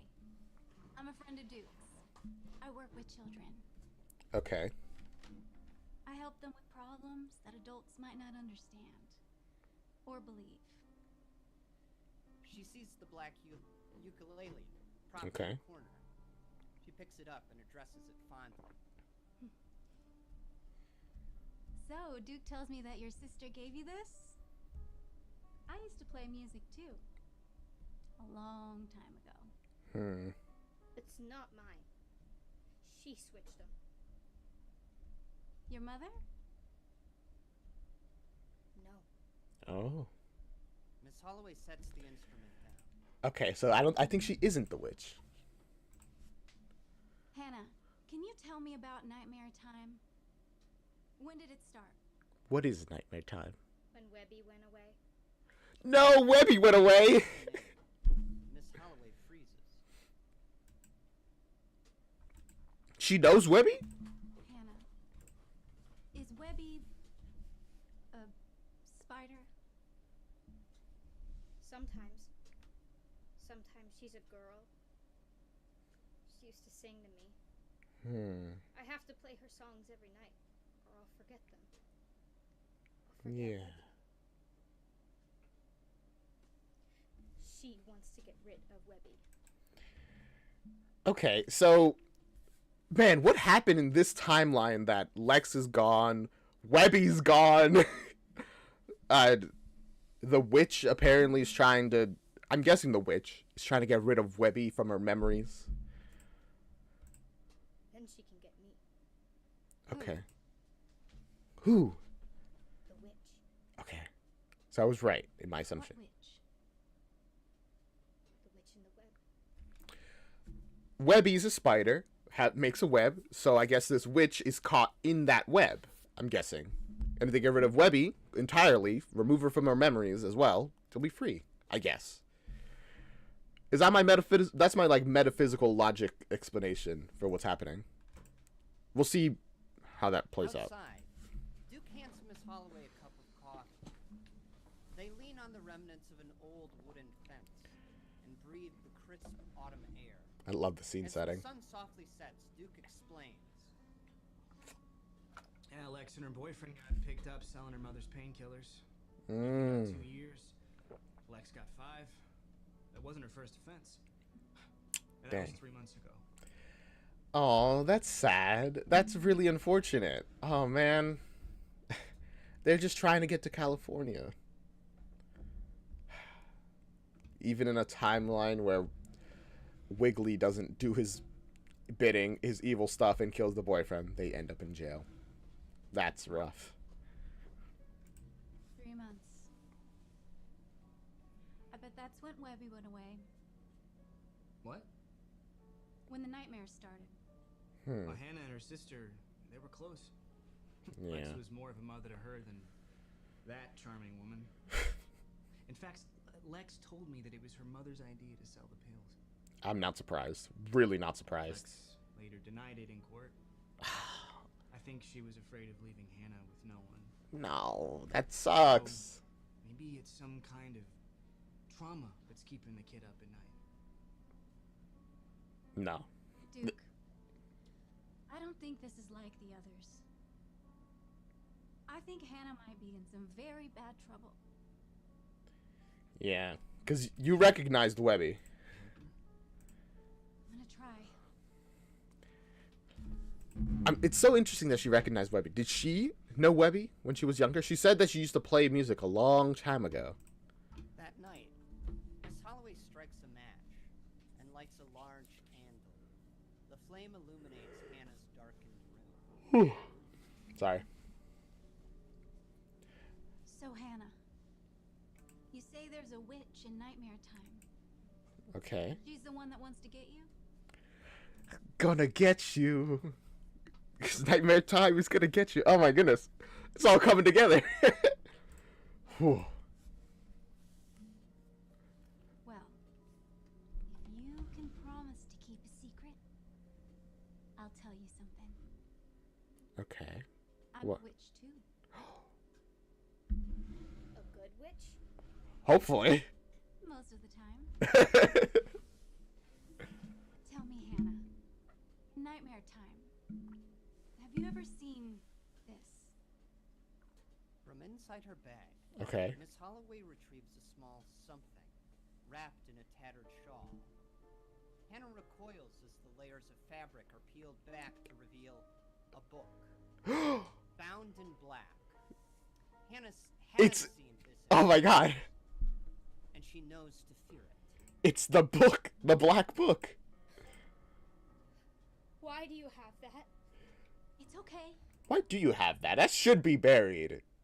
I guess the timeline split. By the way, back in the comments, somebody said that like 2005 is the year where where something happened and it split the timeline into all these different like Hatchetfield events. So I'm guessing whatever happened in 2005 probably involves the black book, which is why it ends up either buried or in someone else's hand or in another person's hand. Which is interesting. I keep it safe. It's called the Black Book. It's bad. Do you know who the Lords in Black are, Hannah? Do you? They're Webby's brothers. They have followers. I think one of them is in your mind. So, okay, Webby is a Lord in Black. That's interesting. That's very interesting. I mean, it makes sense. I kind of thought that they would be like a separate... Oh my goodness, my whole body just like twitched. I thought Webby would be like separate from them. Was Webby part of the Lords in Black who got called in Nerdy Prudes Must Die? I don't remember. Huh. Okay. But we're gonna get her out. Miss Holloway begins to open the black book. Hannah winces. This is a bad idea. No, there's nothing good in there. Hannah, sometimes things aren't black and white. Sometimes I don't know. I think they sometimes are. we have to use something bad to do something good. Well, that's fair. They did do that to get rid of, oh my gosh, main antagonist of Nerdy Prudes Must Die. It all has a price. I know. You just gotta pay I it. can pay it. Oh. Let's just say I have very good credit. What have you done to earn that credit? You have to go into nightmare time. No. But don't worry. I'm going with you. As the candle burns, We'll see how this goes. fills the room. The electric lights twinkle. Hannah lays back in her bed and closes her eyes. Miss Holloway flips through the thick old pages of the black book. I don't know if she actually is good or not. I feel it seems like she genuinely wants to help, from everything I can tell. But they might do a twist where her whole goal was actually just to release the witch in the web. Settling on one displaying the spell she needs. Because the song actually was saying that I'm not going to let her go, like the witch. Because once release them something. So releasing the witch probably, getting the witch out of her brain is probably just a bad idea all around. She takes a deep breath and taps softly on the book's cover as she guides Hannah. Relax. Focus on the sound of my voice. Drift down. Deep down. The drowsy town? Good. Very good. Now, Uh, as she sleeps, Hannah stands in an endless black void. Still dreaming, her eyes open when she feels someone take her hand gently. It's Miss Holloway. oh, she did join us. See? I told you I'd be with you. It's good, I guess. Now, I know nightmare time can be scary. But you have to remember, Hannah, this is your mind. No matter what anyone here tries to tell you. I mean, it in the Black Friday, it did come down to, like, just believe. Just use your brain. Believe. So I guess if you're in your mind here, this isn't the actual black and white. Maybe. Although it might actually be. This is nightmare time. And it's all in her head. You are in control. Do you understand? But does she feel that? All the power here comes from you. And you are very powerful, Hannah. Okay. Okay. Yeah, okay. We're all said okay. Now where's the witch? That way. Hannah points. You just know. They're suddenly at the edge of a vast forest. Whoa. But not one of trees. Instead, hundreds upon hundreds of people jut up from the ground. Roots extending from their legs into the ground, like twisted wooden veins. Ew. Heavy fog seeps in. Hannah and Miss Holloway. That's a disturbing visual. A forest of, like, tree. Again, like the animation, kind of, where, like, roots grow out of people. Is that, like, kind of. Yeah, okay. Set off into the mist. Interesting. Toward the witch. As they pass the statuesque figures in this human forest, some of them turn to Hannah, trying to warn her. I might be just making way too many connections and stuff. Stay away, Hannah. We can't hold her anymore. Who are they? Tree people. The men with hatchets put them here. Fair enough. They all had a touch of the gift. Men with hatchets put them here. Okay, Hatchetfield. Okay, interesting. Some of them didn't want to be planted, but the hatchet one did it anyway. Their roots made a web. The witch was stuck, but now she's not. Oh. Stay out, Okay. Hannah. She'll get you. Hannah, Don't stop. They press on deeper into this strange wood. I'm like slowly getting more suspicious of her. Soon Miss Holloway begins to notice the attire of the tree people they're passing has become dated. They reach one girl dressed in an oversized vintage tee, bearing the logo of some 80s pop star the whole world's forgotten. Okay, so I'm becoming less convinced that this is just a dream. The trees are filled with people. As they get deeper, they're people from more and more farther in the past. People like her who can touch the black and white. This girl, her clothes are old. They get older the deeper you are. Casey was planted in 1986. Whoa. The tree girl, Casey, turns to Miss Holloway in a ghost-like daze. Can I have your autograph? We have to go back further. Much further. How far back is the witch? Hannah and Miss Holloway pass people dressed in clothes from the 70s, 60s, 50s. The decades roll by until they find individuals who look like they're from the 1800s. Hannah stops. Looking dapper? This is as far as I've come. I don't know their names. They're so old they forget how to tell me. Oh. We're near the center. That's depressing. The witch is close. So like the 1800s is when generally this stuff happened. Okay. So it's not like prehistory stuff, although they probably were around since even before then. Then let's keep going. All right. Miss Holloway holds Hannah's hand tightly as they step beyond an invisible threshold into a place in Hannah's mind that's dangerous, unknown territory. Their feet fall through the fog and crunch unseen leaves. Before them, in the distance, a ramshackle, rotting hut. The witch's hut. Smoke Of course. billows from a crooked chimney. All around, the tree people spring to violent life, pointing and screeching. Oh, my goodness.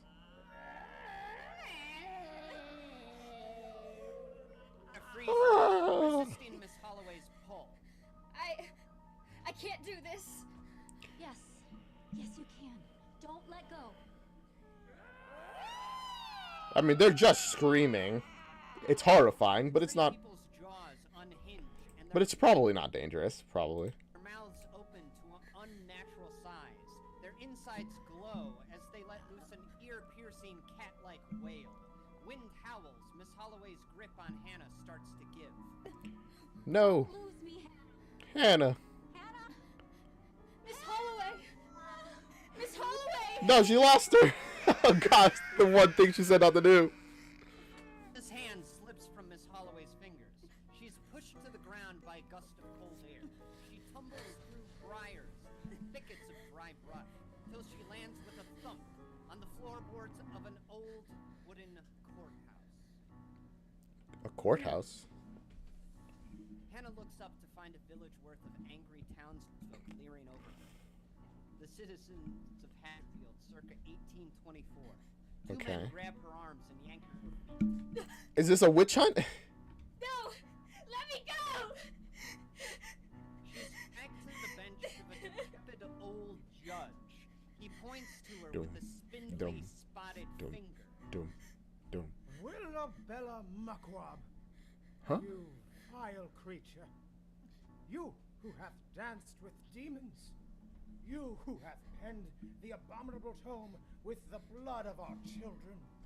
The You tome? have been found guilty of the crime of witchcraft. For it, Okay. you shall hang from the neck until you are dead. No! Please! The villagers pounce on Hannah. Oh, gosh. Suddenly in a clearing, the heart of what will one day become the Witchwood Forest. Oh, jeez. She's staring at This dream is going... It's going places. rickety platform. A noose Okay. hangs down from a beam up above. The townsfolk take hold of her and push Hannah toward the gallows. Is the witch in that's like trapped in this web like the very first one, like the one that they sentenced to death? Kill the witch! Kill her! Hannah Hannah's thrown onto the scaffold. In the back of the crowd gathered to watch the execution. Oh my goodness. One woman stands out. Hannah can make out her jean jacket and beat up sneaks. It's Miss Holloway calling to her. Miss Holloway. She's there. An executioner pulls a rope around Hannah's neck as the judge cries out. Never shall she plague this land again. This land we paid for with blood. Her immortal soul shall rot here, and the roots of the wood we plant shall ensnare her. Furthermore, Dang, really cursing her, huh? Just let her pass on, man. It just causes more problems than not to trap her here. paid for with our sacrifice. Miss Holloway desperately claws her way With their sacrifice, like, huh, interesting. through the mob. Hannah, you have to take control. You're giving them the power. With it, they can kill you. But the illusion is too strong. Oh no. The web has Hannah caught in the memory of her own death. The executioner takes hold of the lever, ready to release the trap door beneath Hannah's feet. The innocent must suffer. She's put you in her place. The guilty must be punished. You're not the witch. You must taste blood to be a man. At the judge's signal, the executioner Okay. The floor beneath Hannah falls away. Miss Holloway hurls herself at Hannah, catching the girl midair. The two Okay. go crashing Thank goodness. into the confines of Hannah's mind. Whew. Neon lights flash, bulbs burst. Then, quiet. Bulbs. Where do they go now? Miss Holloway and Hannah land on a dusty, dirty carpet in a large, dark room. They sit, brushing themselves off. Okay. Are they still in the dream? All right. I got scared. Well, don't. I mean, fair. Yeah, I guess. Like, what else can you be? Is like, just don't. Duh. Hannah, I know you're afraid of the witch. She shows you things. Terrible things. Like her own She death. wants to trick you. She wants to hide and make a big, loud noise. Why do you think that is? Because she's afraid of you. Yes, that's exactly what I was thinking. I was like, yes. She's hiding because she knows she can get beaten by her. Ed, you're alive. You're much more powerful than she is. She knows that. She wants that power. Don't give it to her. Remember that when we go back. I don't want to go back. We have to. It's not safe here. This will never end if you don't. Where are we? I had to get you out of there, Hannah. I did the only thing I could. Oh God. I put you in my mind. Ah, okay. I was like, what? Did we go down a deeper layer to like the black and white? But no, we're still in the mindscape. I'm like so like nervous. Oh my goodness. This is my nightmare time. Hannah looks around. She and Miss Holloway stand in the aisle of a crumbling, abandoned theater. Okay. The Starlight Theater. Oh. From the shadows, a writhing, withered husk slithers into view.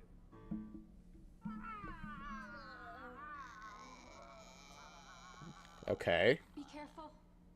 Miss Holloway touches Hannah's shoulder, cautioning her not to get too close. What are they? This thing is a mass of flesh, 3 emaciated forms welded together. Okay. Dragging themselves along. Disturbing. With 6 bony arms. 3 hungry mouths cry out eternally. This makes me think of an enemy from Bloodborne. Not sure which one, but it just gives me Bloodborne vibes. What are they? 3 girls I couldn't save. Oh. Girls like me? No, Hannah. Nothing like you. Just girls with like normal psychological problems. I guess she is just also a normal psychiatrist. She just also does magic stuff. But dang. Miss Holloway points That's rough. down the aisle toward the empty stage. Beyond it is a door with a neon exit sign glowing above. Look, there's the exit. We need you to go through it to get back to your mind. Hold my hand. There are bad things here. Hannah takes Miss I guess we're gonna see a lot of them, like even though the exit's right there. his hand and follows her down the oddly long aisle. Around them is decay and debris, and moonlight shining through holes in the roof. The rows of ripped-up velvet seats seem to stretch off into nothing. From the nothing, Hannah can hear voices calling to her. This makes me think of like a liminal photo, like a photo that's been edited for like a single area to seem to extend infinitely. Very liminal.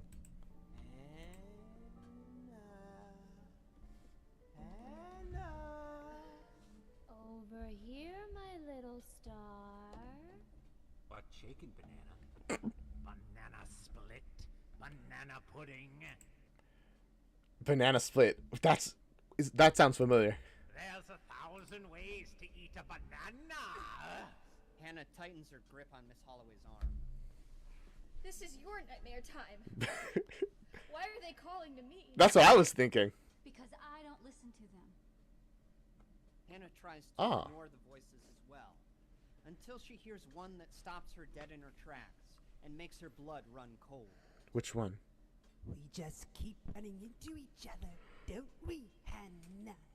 Oh God, it's Wiggly. He's back. She whirls around. Suddenly, Miss Holloway is gone, and Hannah stands alone in the center of the barren stage. Miss Holloway! Miss Holloway! It's then that Hannah realizes she's not alone. Carved into the stage beneath her is a strange symbol. Beside it, pinned to the floor by a black blade, is a rotting skeleton. Hannah backs away, only to find she can't cross the boundary of the etching below. Uh-oh. It begins to glow around her. Green lights What? stream What's happening? through the floorboard stage. It hits the skeleton, and the dead thing begins to wriggle and twist. It reaches an ossified arm to its ribcage and wrenches the black blade free from its resting place. The heap of bones rises to its feet. Life returns to the corpse in a flash of neon green. What's happening? What now stands before Hannah is a man with greasy black hair, a gnarled smile, and an all-denim wardrobe. It's him from the character that I was like so confused. Like, who is this guy? I guess now we know but we know it's the representative of Wiggly, his avatar. I guess I don't know. How you doing there, Hannah? Who are you? How do I know you? Oh, don't you worry about that. Hungry? From behind his back. Okay, so is this going in? How does he know? Because this Hannah has never met this guy, but in the Black Friday timeline, they have. Have they? Did they? I don't know. I think the timeline stuff is confusing. I'm not gonna think about it too much. Man produces a sour green apple. He tosses it to Hannah. It reaches her. When it reaches her, it's rotten, crawling with maggots. She drops it in horror. Splat. Ew! She looks up, and the man is now inches away. He grabs her arm. Uh-oh. You're one slippery little banana peel, you know that. But I got you now. It's a shame. So much power in that noggin going right to waste. In his other hand, he holds the black blade. He Uh-oh. raises it high above Hannah's head. No! Let's crack it open and see what's inside. He brings the blade down. Hannah. But Hannah is gone. He whirls around to find her safely clutching the arm of Miss Holloway. Oh, okay. You can't hurt her. You're dead. Am I? Am I, though? I don't know. Are you? I can't.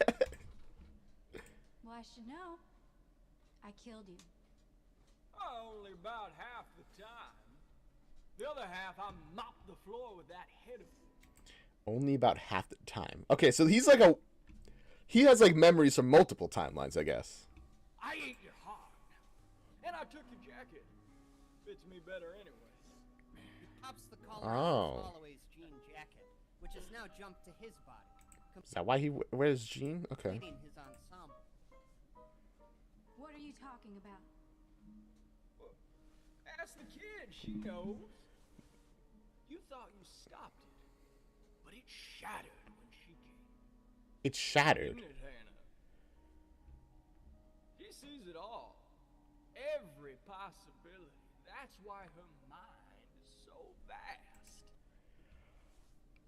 Oh! Okay. It shattered when she came. Like, what, when she was born? She sees it all? Huh. Okay, what does that mean? What shattered? The timeline? And also, this is why in the song at the very end of Black Friday, she's like, tomorrow will come, tomorrow won't come. She sees both paths. Okay, my goodness. Wow. That kid is battered. No, she's a nuclear power plant. Wow. She brought me back with nothing more than a little toot. You're a nightmare. That's all. Not with her around. Not with her around. Live wire. Whoa! 200 years the ghost of that old witch couldn't do much more than spook a few trick-or-treaters on Halloween. Now, she is a very busy woman, setting up shop in Hannah's mind. Pretty soon, Hannah's body will be her permanent residence. Wow. Okay. Flipping into someone else's skin. Maybe I should give it a try. Back in the waking world, Pamela Foster's eyes burst open. Like a puppet on a string, Oh! lifted from the old sunken sofa and silently bobs into the trailer's kitchen nook. Duke sits to watch outside Hannah's room, but he fails to notice Pamela sneaking up behind him. Wham! Duke! She knocks him out cold with an iron frying pan. Uh-oh. In Miss Holloway's nightmare... Things are escalating fast, and apparently it's all because of Hannah. That's wild. So Hannah's powerful, but she's also just dangerous because she has too much power and not enough control because she's 10, obviously. Is she 10? No, the other Tim was 10. I don't know how old Hannah is, but she's young. Oh man. And because she has so much power just radiating off of her, the beings around her, the ones who are normally weak spirits at best, or nightmares at best, weak spirits at worst. Now they're actual threats. Is she the reason all this weird stuff is happening in Hatchetfield? Maybe, I don't know. It's nightmare time. Are these all her nightmares? But, we know that they're actual timelines.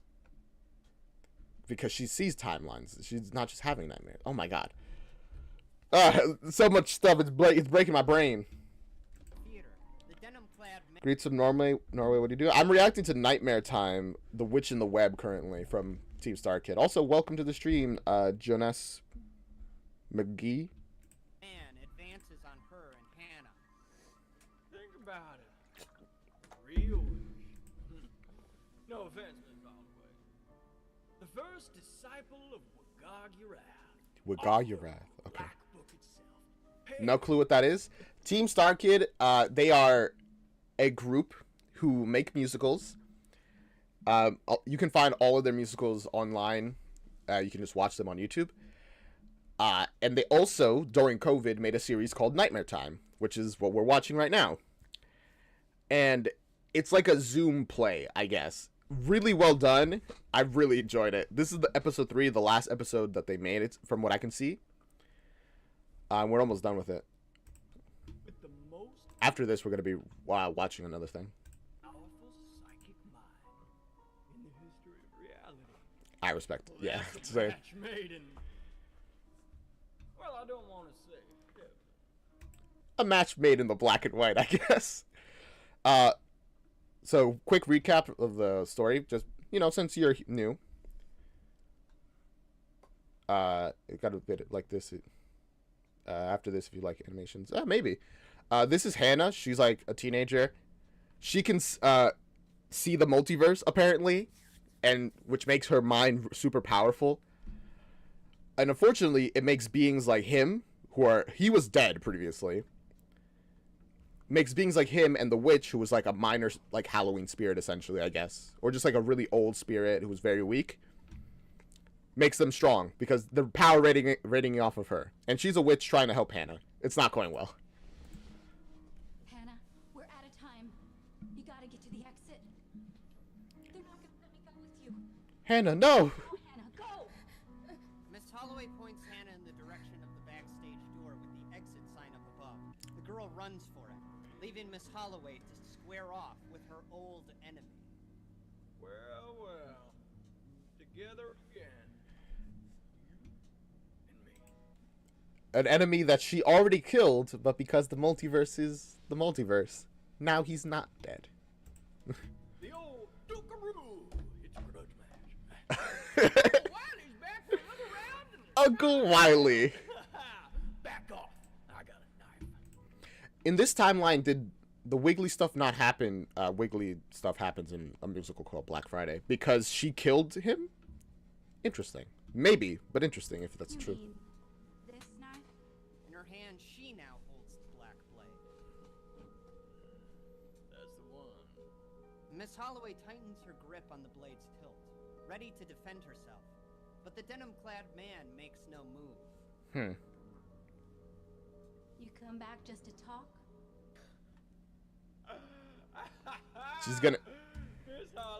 He's gonna kill her in real life, so he doesn't have to, because he probably will lose if here. So don't fight her here. You know me. You think I'm gonna fight you head on your turf? I don't want to get my ass kicked in front of these gorgeous girls. That's what I'm saying. The six-armed, three-mouthed lump of undead tissue crawls onto the stage like an enormous screaming insect. Miss Holloway stays focused on her opponent. No. I'm gonna cheat. Hey, you got a frog in your throat? Suddenly, Miss Holloway can't breathe.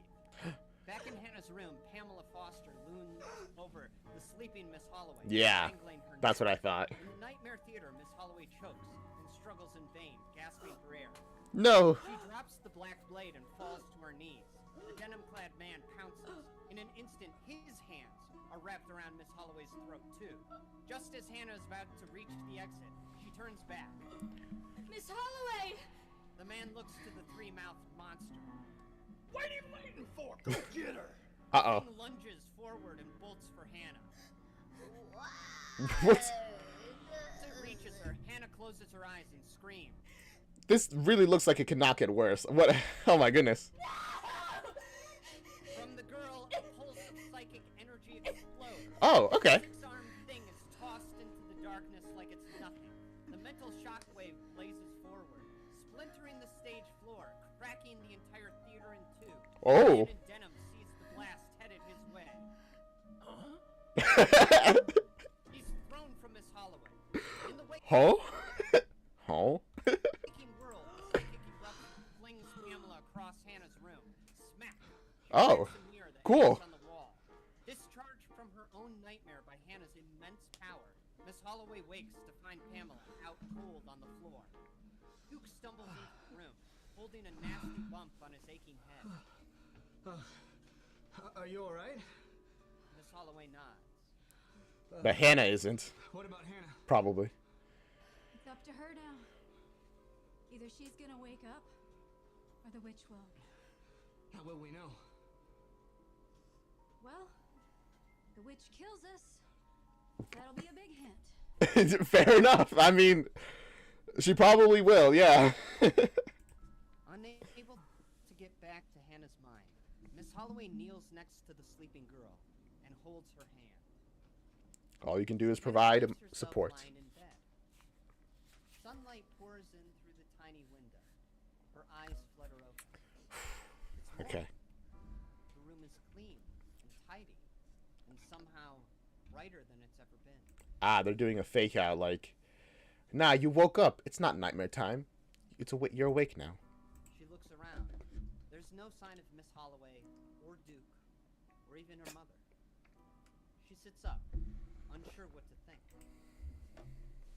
Then the door opens, and a smiling face peeks in. It's Lex, her sister, isn't it?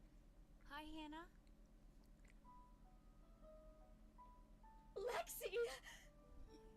Hannah's sister. Oh, okay. Steps into the room with outstretched arms. The fact that I know for a fact this is a trick makes it really sad, especially because we got to know them like in the Black Friday musical.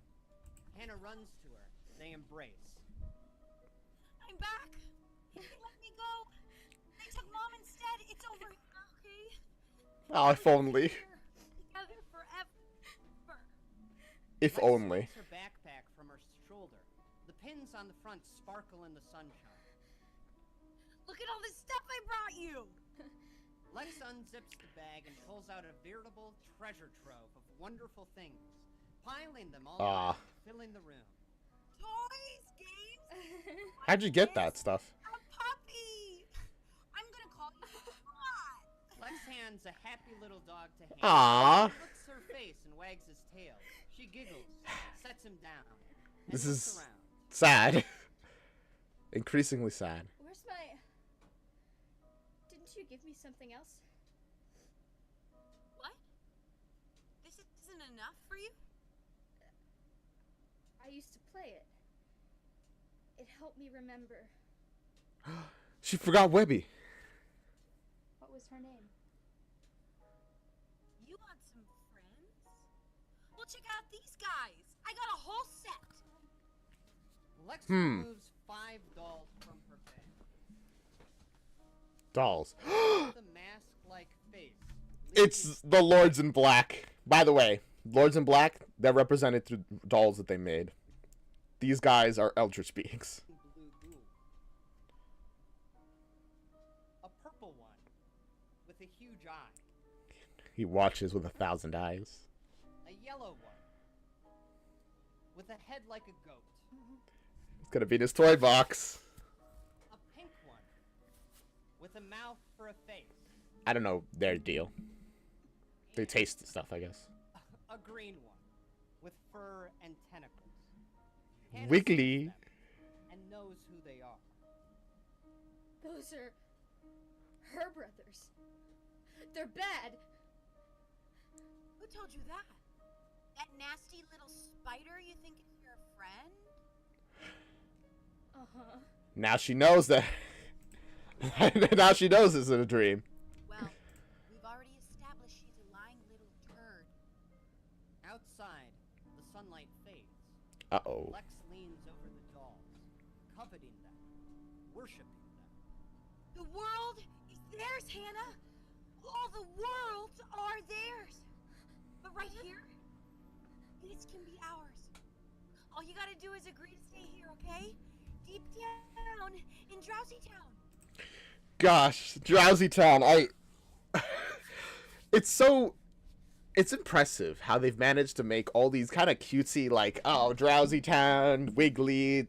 Like, that's not like the real names. That's like the names that they publicize. But take all that stuff and just make it's kind of disturbing. Hannah backs away as Lex's voice begins to shift and crack. I'm not a monster, like they all said. You're my own blood, Hannah. The daughter of my daughter's daughter and of my daughter's daughter. Not Lexi. It's you. The witch? This thing. The daughter of my daughter's daughter's daughter. Is that means that she's directly related to the witch? That's not Lex lurches forward. Her back bulges up into a spiny hunch that scrapes the ceiling. The electric lights above the bed pop one by one. Uh-oh. Muck drips down the walls as they crack and crumble. The not Lex grabs its face and pulls.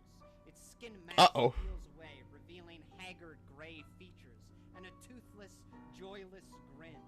Hannah stands, trapped in nightmare time. Honestly, the facial expression managed to pull that, like, that off pretty well. Face to face with Willabella Muckwab, the witch in the web. What a name. He gave you the choice. You could have had your sister. Now you will have a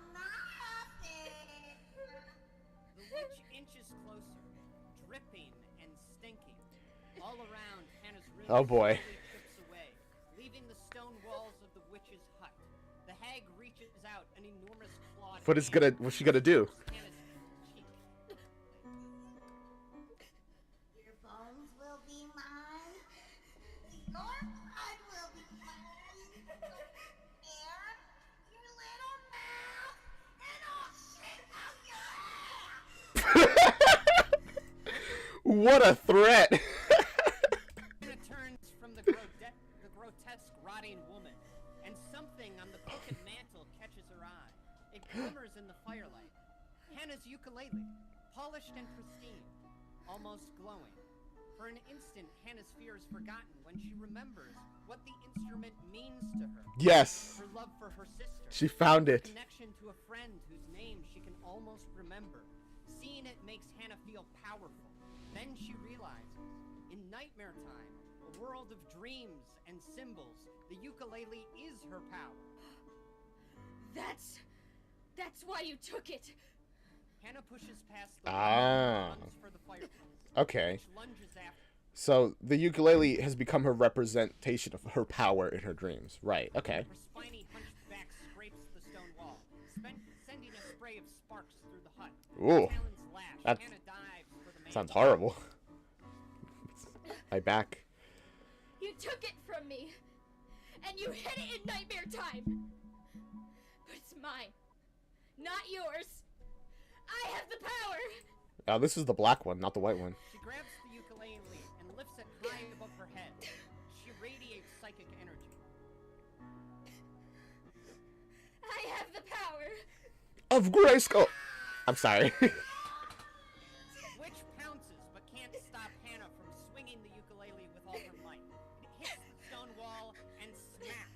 Ooh. Witch's hut explodes into a million pieces. Oh, wow. Boulders, bricks, and debris fly off in every direction.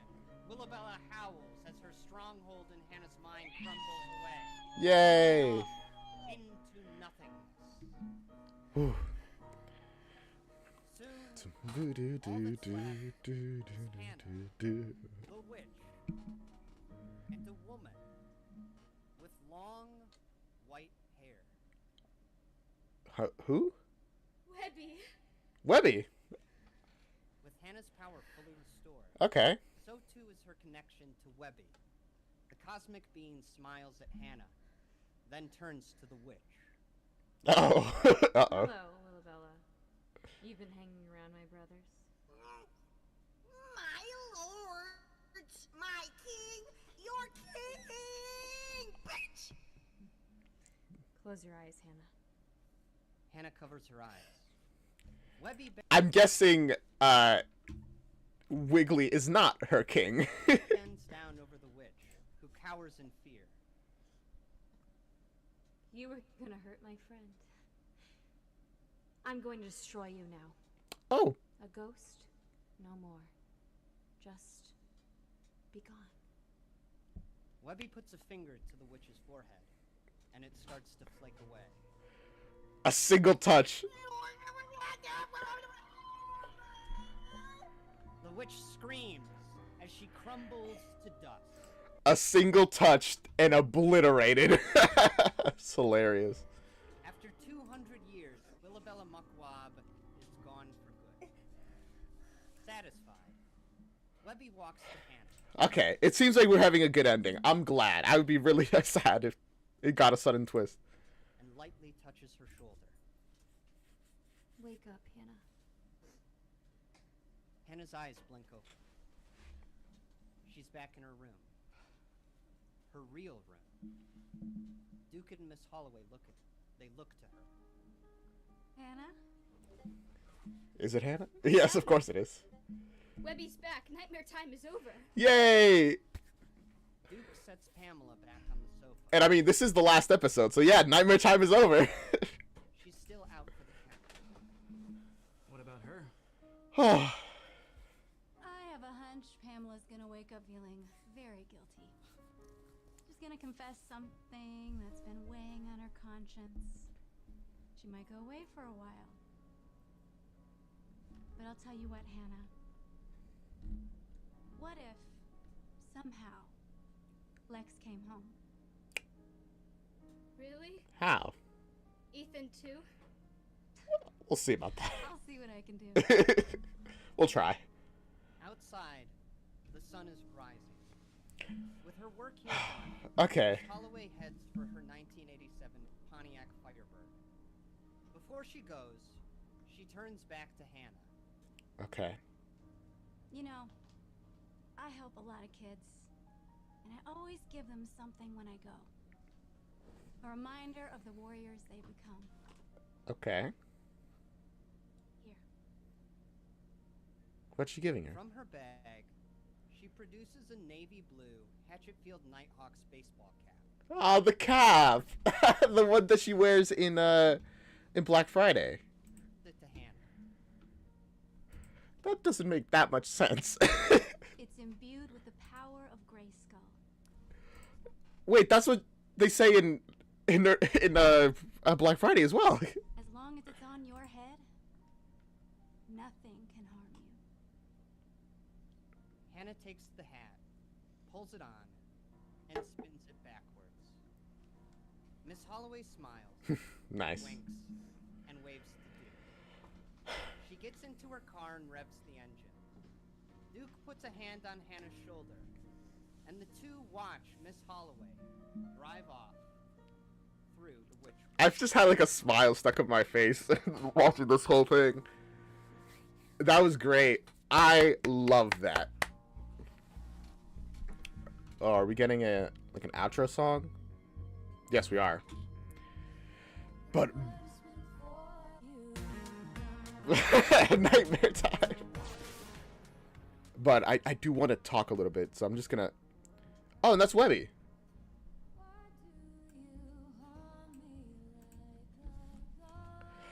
I love that. That was so good.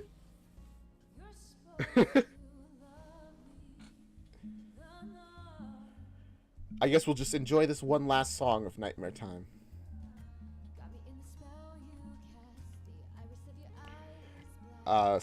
Written by Jeff Blim. Nice.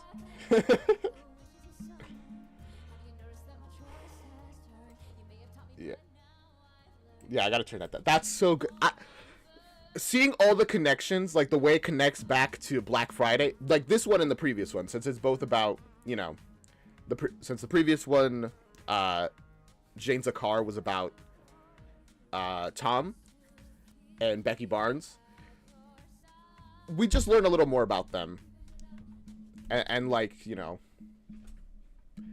a tiny bit about Jane, although what we do learn about her is kind of suspect since she was like an evil version of her that got revived, potentially. It's, who knows.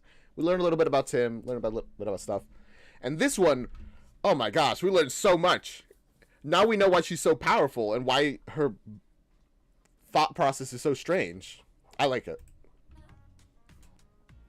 And also we learned who Webby is.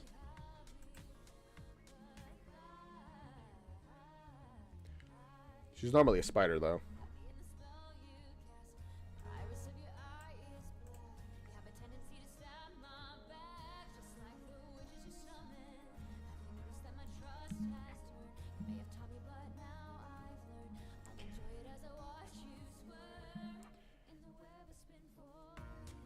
And it's interesting that Webby is like...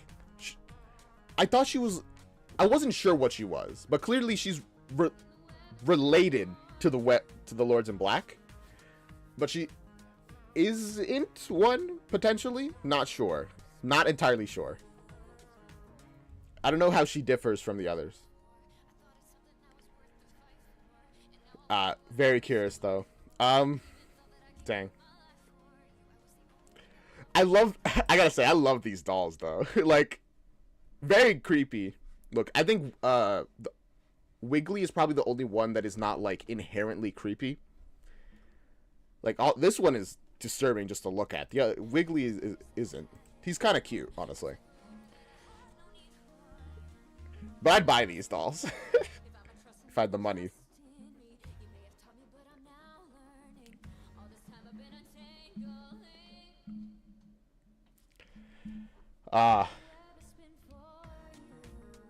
Nice. And we're coming upon the end of Nightmare Time. I really, really enjoyed my time watching this series. It's been a blast, honestly. Like, genuinely. Oh, man. I'm kind of a little sad that this is all that's left of of Nightmare Time, that there's not more. I have to rewatch Black Friday with all this, like, information in my brain, now that I know about it. Because I feel like Black Friday is probably going to be one that's way more enjoyable on the second rewatch. Also, my computer's doing stuff. There's Nightmare Time.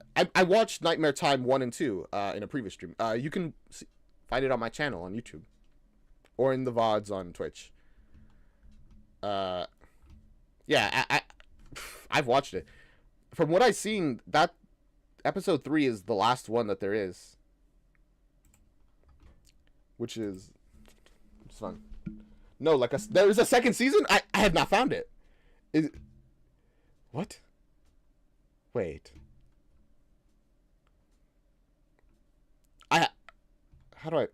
How would I find that?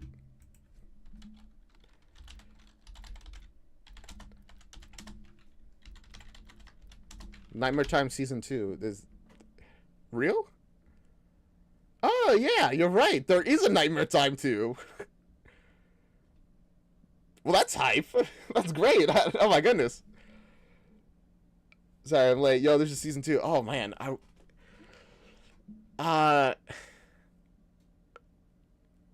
Part of me kind of wants to jump into it, but also... I was not mentally prepared for another go of Nightmare Time. Very exciting to hear, though. We'll definitely watch that at some point soon, eventually. But for now, I don't know. We could keep the stream going a little bit longer. Watching another thing that's like an hour and 30 minutes, because that's like the time that episode 1, Honey Queen. Oh, they're only doing one story for Nightmare Time 2 instead of like having it divided into 2. That's interesting. Oh, well, no, I immediately episode 2 is 2. Never mind. Whatever. Very cool. I'm not sure if I just want to go into another Nightmare Time. I was actually planning to watch like The Amazing Digital Circus or something, or just like something somebody recommended. Jonas McKee, I don't know if they're still here. I can't really check. Said that they had a vid for me if I like animation, which I don't think I think I didn't respond to it at the time, unfortunately, but I'm up for recommendations. Either that or just finished off The Amazing Digital Circus and then end stream, because unlike last week where we watched Nightmare Time until like 6 o'clock or 7 o'clock, we watched it till really late. I put some recommendations in the chat last week. Oh, on the Discord? We can check that out. Go to the Discord channel. Oh, we have a Discord, by the way, for anyone who's watching. I can put it in a link. You know what? Yeah, I'll just get a quick link. There you go. For anyone who wants to join the Discord, there it is. Video requests. Lorem posted a bunch of stuff. Unsurprising. Actually, some of them are kind of look like fun things to watch. You posted Dropout stuff. Can we watch Dropout stuff? I don't know if we can, to be honest with you. It worries me. It would be fun, though. They put out a few episodes free. Those probably are fine to watch then, right? Hopefully. Either way, I put in the description that I was going to watch The Amazing Digital Circus. We can watch these video requests tomorrow, because that's kind of what I'm thinking I'm going to do. Saturdays are like just marathons of 1 or 2 things, while Sundays can become like I react to whatever's in here in the that people have recommended, not just whatever I want to watch, essentially.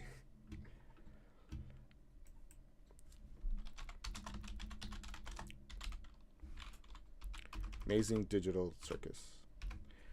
So I wanted to react to this just because, you know, it's pretty good. So I did. There we go. And if anyone likes animation, you'll probably like this, to be honest with you. Oh, whoops. Give it a moment. There we go. Let me pop chat open back again. I have some issues here. Okay. There we go. Amazing Digital Circus. I don't know if you guys have watched this. Oh, uh-oh. Chat went away again. Are we good? They're good? Okay. 25... You know what? I think this is a sign to not do it, because now everything's crashing. I just want to watch a YouTube video. Alright. So, there we go. Now that Season 1 of Nightmare Time is done, let's do a completely random thing, and then tomorrow we'll do reactions to other stuff. So here we go to the Amazing Digital Circus. Ooh. I like the style so far. Never mind. Welcome to the Amazing Digital Circus. My name is Kane. Hello, Kane. I'm your ringmaster, and I'm here to show you the most jaw-dropping, heart-stopping, mind-bending paraphernalia you've ever laid your eyes upon. The 3D animation is really good. Like, that's like the first thing I've noticed. This is my first time watching this, by the way. I want to make that clear. I'm watching it again. 1, because I want to react to it on stream. 2, because it's really good, and I want to, like, analyze it. The animation is so good. Isn't that right, Bubble? That's right, Kane. I can't wait to see what you've got cooking up for today. But also, man, the whole scene is, like... I'm pretty sure it's purposeful, but it's, like, just so full of stuff. Like, colors and things. And everything just getting your attention. Like, to the point that these guys kind of slightly blur into the background. But they're still, you know, shiny enough to, literally, to stay in focus. Well, let's not waste any time. Let's get right into the show. Wow. I like this because we know that this is a diegetic thing. This isn't just, like... the intro to an episode. This is just them doing their own, like, game, I guess, song thing.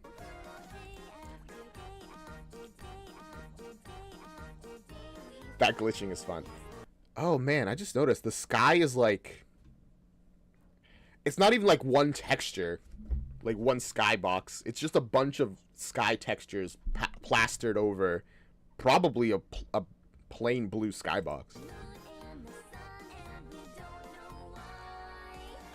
That's always the question.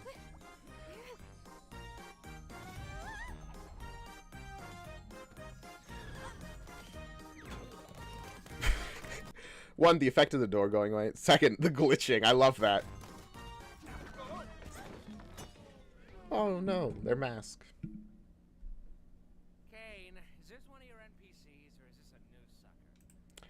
Also, minor thing, but the change in like audio where as we change perspectives really gives it a feel for like the distance and stuff. I just like it. Because if it's a new character, we're gonna have to redo this whole theme song. And that's actually a thing that I wondered. He refers to everybody as characters. And I don't know if there's a time where he doesn't, but is that like part of his way of coping with everything? I'm not doing that again. My. Fair enough, Zubul. A new human has entered this realm. How do I take this headset off? Just keep grabbing at it. For all of us. Just keep stretching.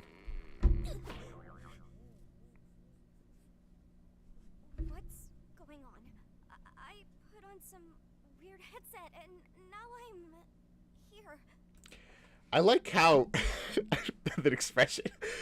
I just like how expressive they are, which, you know, fair enough. She's so upset as well. Who are you people? Oh, she's like shaking. Where am I? Let's just try to calm down. Everything's gonna be okay, new stuff. We've all been through this. You just need to get your head. What the is going on? Integrating the censor, making it like a comedic part of the story, which also is just like a thing that it's on YouTube, so it helps with preventing demonetization. It's just funny to me. And smart. We can't have any of that foul language around here. The amazing digital circus is a place to be enjoyed by all ages. You, my friend, stumbled into an incredible world of wonders where anything can happen. Except for swearing.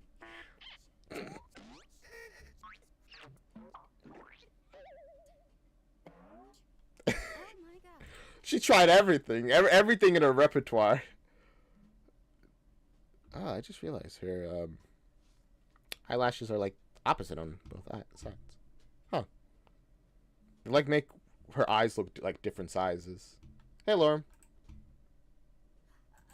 Well, how do I, leave?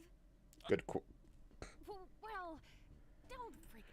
You know what? I think because the first time I watched this, it was like on a TV. I didn't realize just how well like lighted everything is. Like now that I'm looking at it more closely, it's really shiny, I guess. I like the lighting. Got about it or anything, but we don't exactly. You can't. What? Shut up, Jax. But yeah, he's right. Welcome to your new home. Man, what is Zubul? Do you think Zubul is gonna like can change her appearance? Like pop out a piece, replace it. That'd be kind of cool. And your new body. A new home? What do you mean? Guys, don't be mean. We've been stuck here for years. Old Kinger over there's supposedly been here the longest. Did someone say something about an insect? Honestly, everything is really shiny. It's like it's kind of uncomfortably shiny. Collection? That's why he's crazy.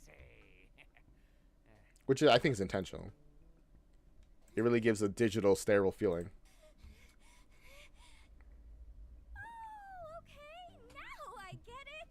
This is a dream, and I should just play along until I wake up, right? So it's funny that episode 1, her coping mechanism is, this is not real. This just isn't real. It's I'm dreaming. I wonder now that she's like accepted. Well, accepted might be a big word.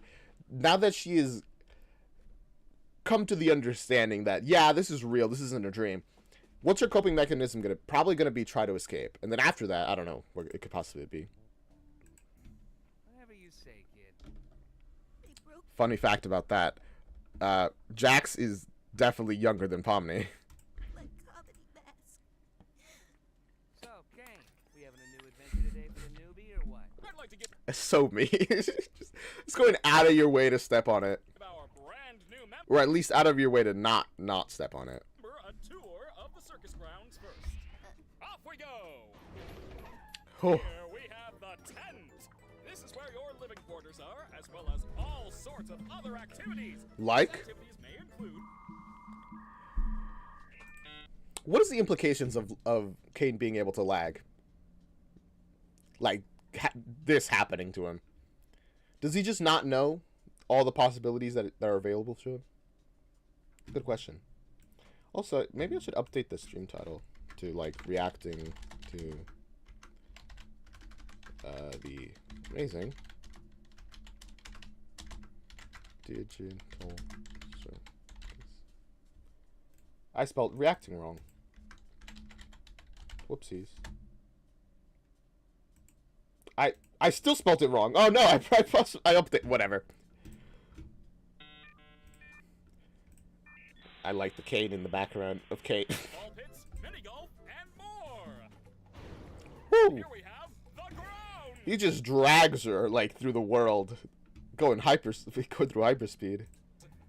Drown digital lake or engage in ridery at the digital carnival. Night, day, it's all okay. The choice is yours. A cosmic buffet. Is that all there is? I mean, I don't know. To be fair, that's not a very big space. I feel like even if you explored everything, you'd probably run out of things to explore at some point. Definitely would last you, like, at best a couple years of exploring everything, and after that, else is there to do? Of course not. This is the void. We don't venture out into the void. Not even I know what's out there. I'm like trying to wonder, what is the void? Is it just like in Unreal where you make an empty map? Is it just the empty map part where like the part assets just haven't been placed yet? I don't know. We stay right here, where I can keep my hundreds of all-seeing eyes on you. She's upset about all this. Hello, King. I love you. Get out of here before the moon gets frisky. Is the moon an NPC or is it just another AI? Are you watching other videos after this? No, probably not. This is probably it. Tomorrow, though, we'll be watching videos that are in the suggested. The void is that thing from Minecraft. Your ad, exactly. Ooh, exit. Whoa, clean up on aisle U. That probably happened to me too if I got dragged through potentially 3 dimensions. Again, really expressive face when they're all standing in the background just staring. Disgusting. Why are you like this? Why is Bubble like this? Wait. Was that an exit door I saw out there? Is that Oh, their tongue just... to leave? Oh, dang, I couldn't pause it in time. Their tongue just kind of disappears from nothing. Like, appears from nothing. What exit? If there was a way to leave, I'm pretty Rude. sure we'd have all left by now. Yeah, what are you talking about? The fact that Jax's face can just distort so much is kind of funny. I assure you, there is no magical exit door. You're probably just experiencing digital hallucinations. Whoa. Your mind's transition to the digital plane. No one else contradicted that. Is that like a thing that actually does happen? Or is he just trying to gaslight her? I don't know. I swear I saw it. Digital hallucinations.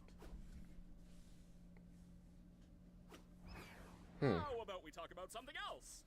Okay. My name? My name is, Whew. oh god! Why can't I remember my name? Nobody can remember their name. The expressions there are like the change of... I was like trying to remember, then... Wait a second. Horror. It's great. Once they enter the digital circus, one of the few things I don't have control over are your minds. So all I can help you with is coming up with a new one.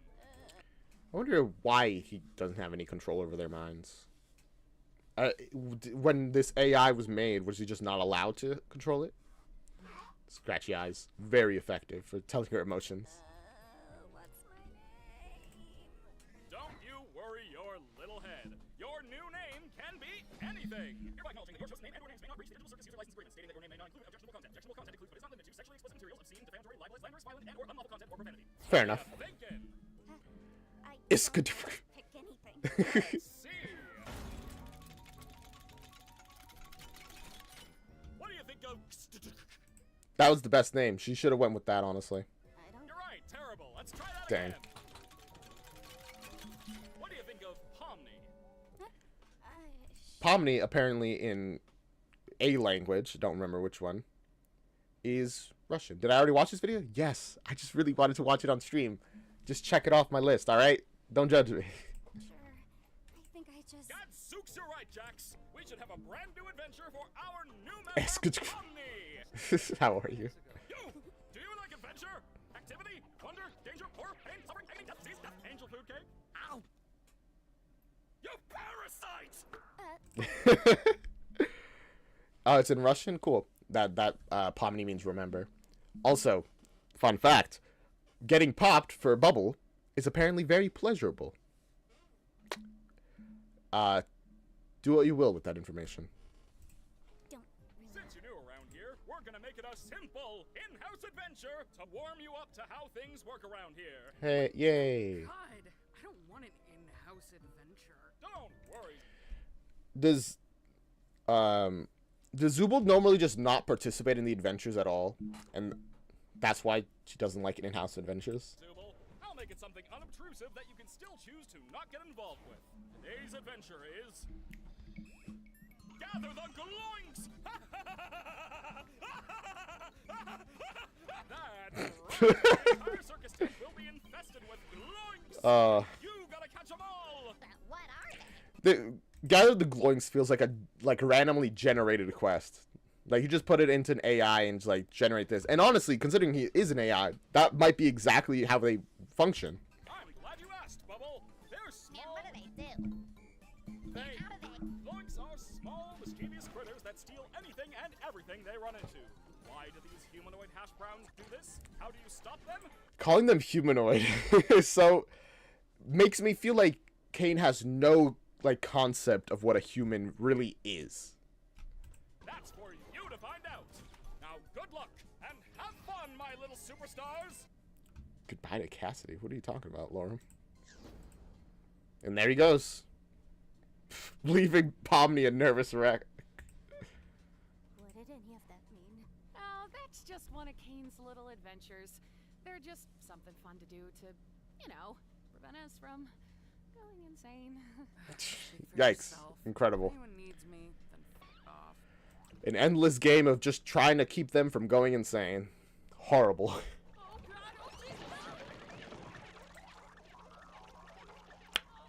Well, there they go with her parts. Oh no, they killed Zubul. Yeah. Anyway, Unfortunate. Oh, wait. We should go check on Cosmo. How does this happen often? Because no one was like concerned. Pomni's like, what the heck?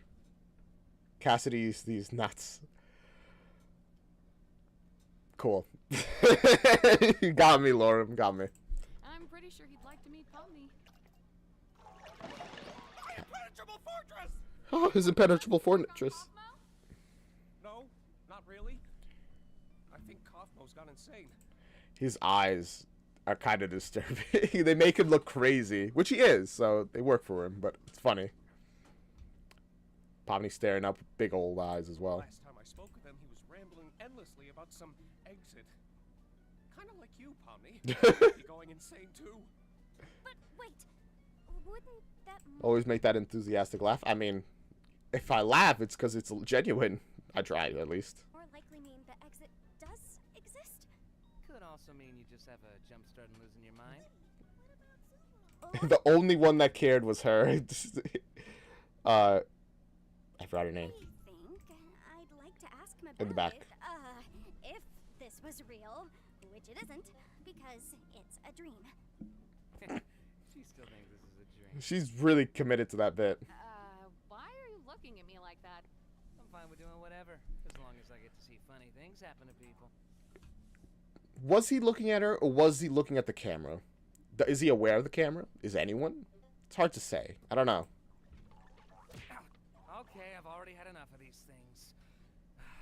You, me, and Pomni will go check on Cosmo. Pomni's like, huh? Crybaby and hoo-ha together to go to the Zubul situation.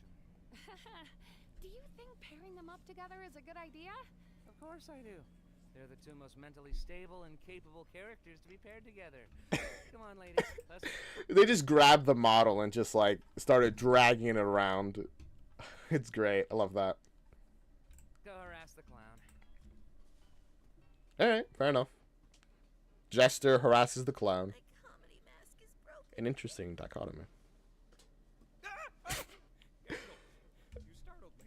Kinger is my favorite character. Just his like, I don't know why Gangle scares him so much. Is she just like out of his view, and then he notices he's like, oh, it's great. So, this is where we all live. Or well, where we all sleep at night. Even though we don't really need to sleep, it's sometimes nice to kind of take a break from everything and have a bit of a routine, you know? Yeah, I know there's lore. Like how this door has a mannequin, which means it's unclaimed. I'm sure there'll be one. Also, these paintings, they're all just like images from like old I forget what they're called. 3D like example stuff where people are like testing 3D stuff, which is cool. It's also that style also inspired like a lot of stuff in the Amazing Digital Circus as well.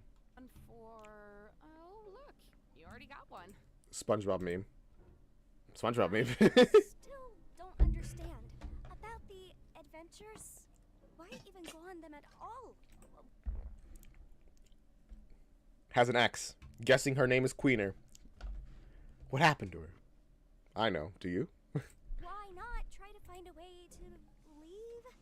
Well, we usually do when we first arrive, but after a while you start to realize that you really can't leave, and constantly chasing an unattainable goal will start driving you a bit crazy.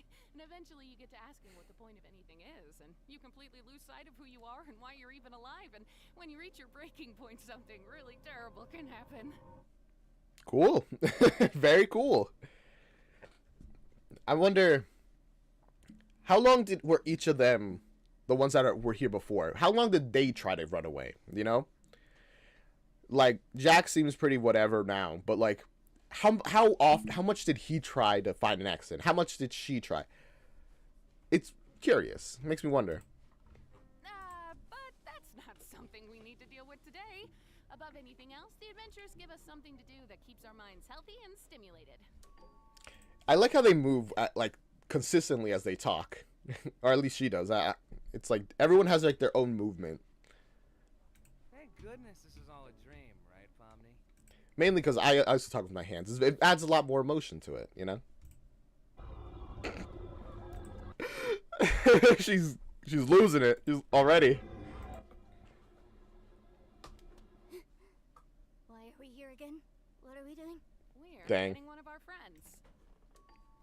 Says our friends, like Pomni is like, okay, are we friends? Are they friends? Hard to say.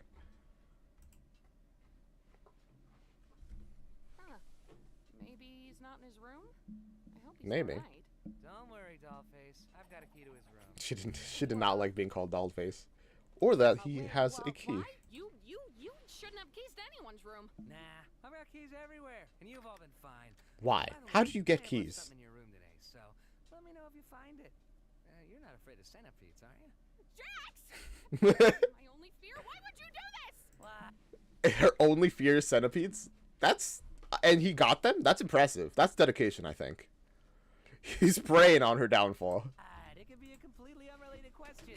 You'll never know until it's too late. Ruh-roh. I've been looking for this. Oh man, these paintings are disturbing. No way out. A bunch of eyes. Exit, exit, exit on the walls. Just like an entrance, an exit, a passageway, the darkness. This self-portrait over here is disturbing. Clown. This one is kind of weird, I think, but I don't really know what that is. Away, him, and then the abstracted being over here. Thanks for keeping an eye on it, Coffee. I'm gonna head out. See ya. I love that effect of him like running off and leaving behind the clown. It really shows that he's like the cartoon character. I guess. Cosmo's been obstructed. That's okay. What is that? It might be that terrible thing I was talking about earlier when you reach your breaking point. Unfortunate. Okay, wait. Maybe there's still time to fix him if we get caned. That does bring up the question. Is that even a possible thing? Can you fix people who are like just abstracted? Or are like in the middle of abstracting? I don't know. Maybe. Listen, I know we didn't always get along, like when you called me out for fake laughing at your jokes. I swear I really did think they were funny. I was just having a bit of a bad day. Woo. Hey, Mommy. Really? Thank you. Help me out here. I understand. You don't want. Even while she's like in massive pain, she's trying to be really polite, which is interesting. She's like being weirdly positive.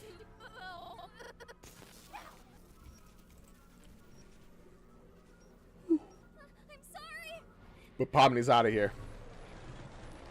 Which, I guess, might have not been the smartest decision.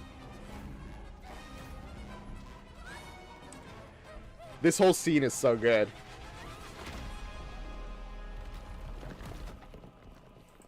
That also shows that this world is not a single like actor. It has physics, as that like you can damage and like attack.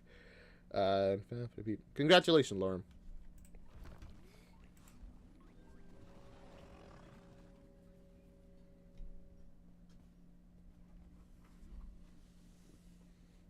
Yes, go back for her. You're not really friends yet. I was gonna say go back for your friend, but just go back to her and at least help. I don't know what I'm looking at. I probably would have done the same in the situation. That is, run away and then come back, which is not probably the best thing to do. But like, what else can you do? Going to carry one of Sybil's pieces down there, remember? Oh, yeah. Thank you for the recap. Thank you for the exposition, Gankle. Boy, we're not very good at this, are we? I do wonder, what were they supposed to do? Like, had an abstraction not happened?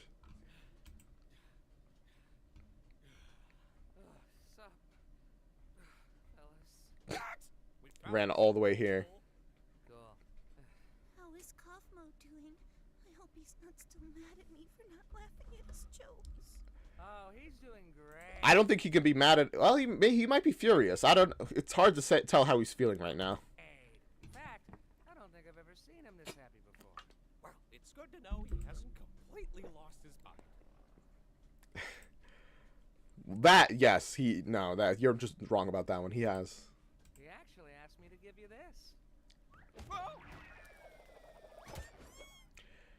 I have seen people comment about how Jax is like weirdly helpful in like is using this specific event as like an indication of how like when he, and you can even bring when he stepped on the mask as like bringing the upsetness towards him and not the new person. I don't know. I think Jax might just be a bad guy, but people are complicated, and hopefully Jax is more complicated than just being a bad guy. Not a villain, but a bad guy.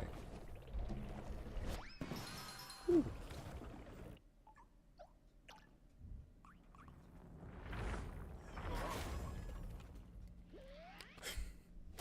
This whole little scene is so random, but I like it. I don't know why I like it either, because it's just like, it just goes to show that there's just all these little things around to entertain people.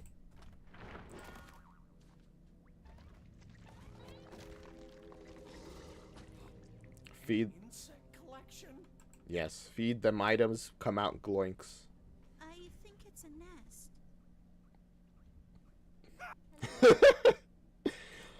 I started laughing even before the scream happened.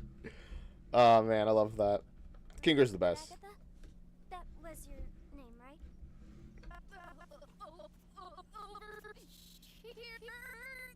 Ooh, she sounds like she's in pain. Look, I didn't mean to leave you behind like that. I just look at my hand. Yeah, it's not looking good. It's okay. What you need to do right now is find Kane. He'll be able to fix me up and take care of Kaufmo. Okay. Okay, but where can I find him? I don't really know.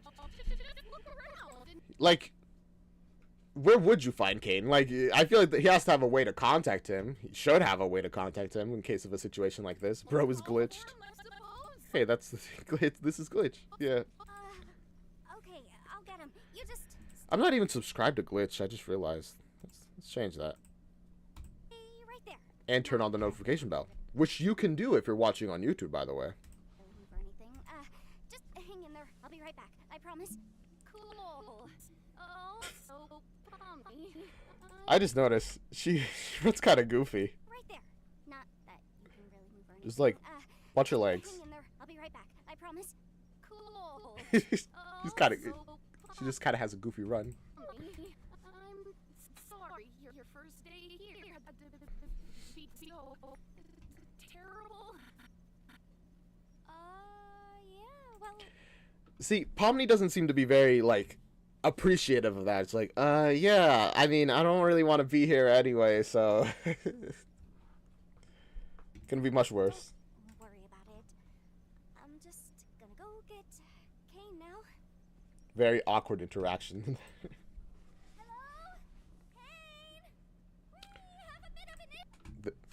Wait, I was gonna comment. This place is massive. And this shot really shows that. This whole part of the just shows how big this place is. And this is just the circus itself, not even the rest of the place.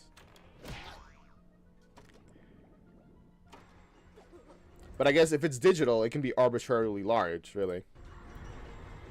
And this is just horrifying. I feel like I've had a nightmare like that. Deserved, honestly. Deserved. No.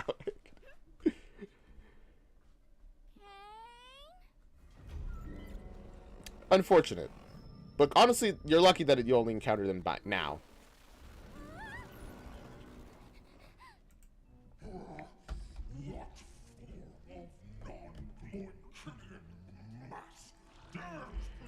And while she's dealing with this serious stuff, they're doing the actual main quest. Which is hilarious.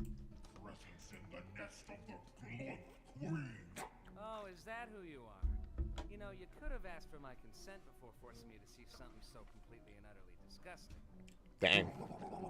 How despicable.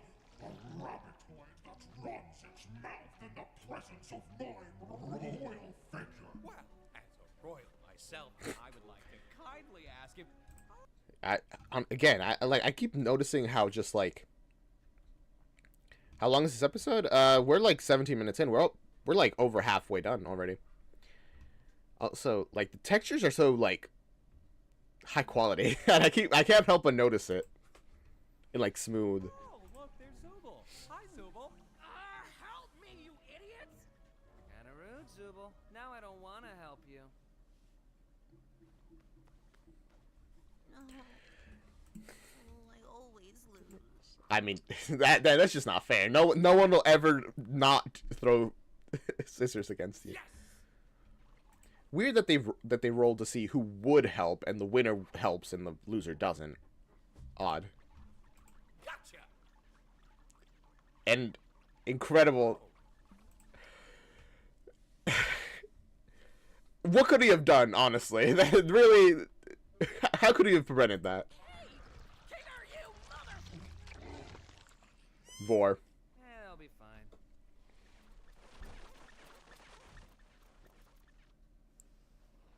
Not row.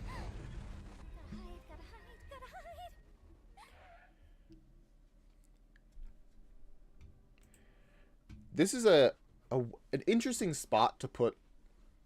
Maybe they just didn't have anywhere else to put it, but an interesting spot to put like the scene of her actually seeing herself for the first time. She's like, she's not like upset at it. She's just kind of like, huh? That's me? Which is interesting reaction.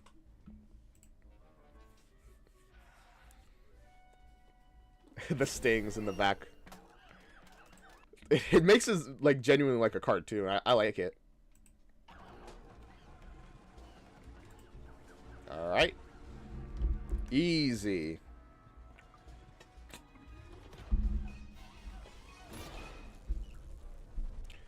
Whew. And there it goes, padding away. God, where's Kane? And there we go. The exit door.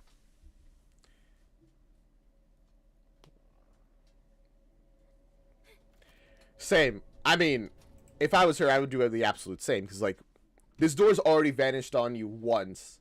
And you missed your chance to get it a second time. You might as well get it now, right? Like, you don't know if you're gonna see it again.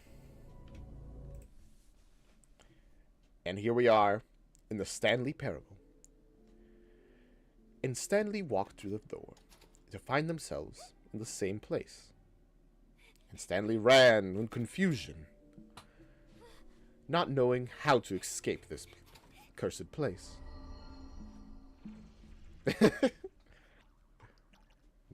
No way to get out now. You foolish assortment of colorful characters! Do you not realize that everything must be Gloinks? I am Gloinks. You will be Gloinks. God will be Gloinks. I like the Gloin Queen's ambitions. This is dumb and weird. Do you think he responds to that to a lot of these like games? I'm not here for the adventure or anything. I'm just here to hide from the... And this is what I was saying before. How are they? Were they supposed to just beat up the Glowing Queen? How are they supposed to beat them without this happening? Oh, thank God you're okay. You didn't experience a game show in there, did you?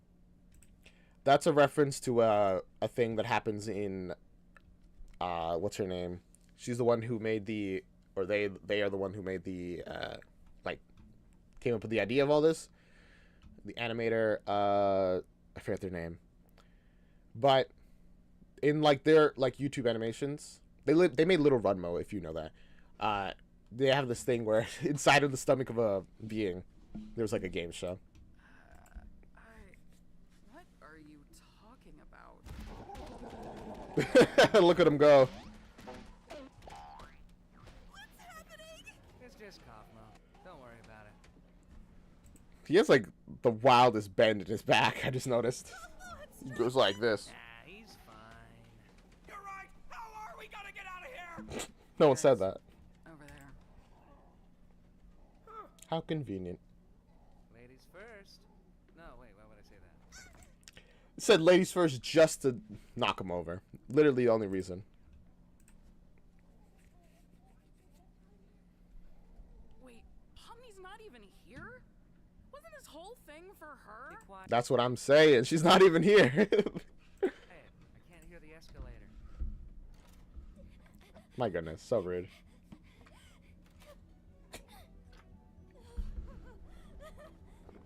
She's continuing to lose it, which is fair. The exit doesn't seem to be getting her anywhere, except to other exits, which is not the purpose of an exit. This building is not OSHA compliant. But most video game buildings aren't really.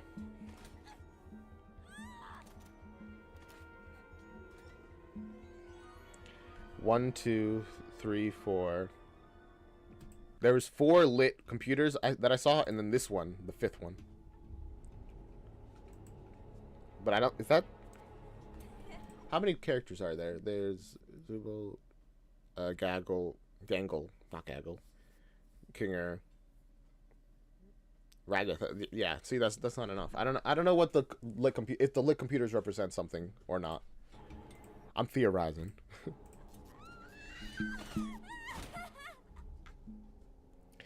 CNA. That's the biggest theory people have right now. Cain and Abel. That there's an Abel, I guess. Why? What does that mean? Who knows? I don't know.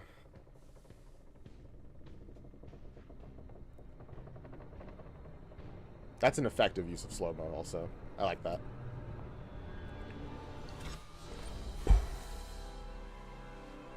Right into the void. This part of the map is not complete yet. Going into hyperspace. Hyperspeed. I mean. Blood thinks he's map pat. Oh, map pat.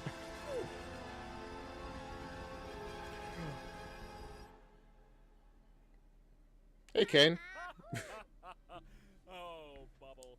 You always know how to make me say this exact sentence. Do they just have like a simulated conversation here in this place while everyone else is doing stuff? Yes! Alert on my you watch it. This hour? Oh no! Someone's venturing out into the void! They'll get totally spoiled!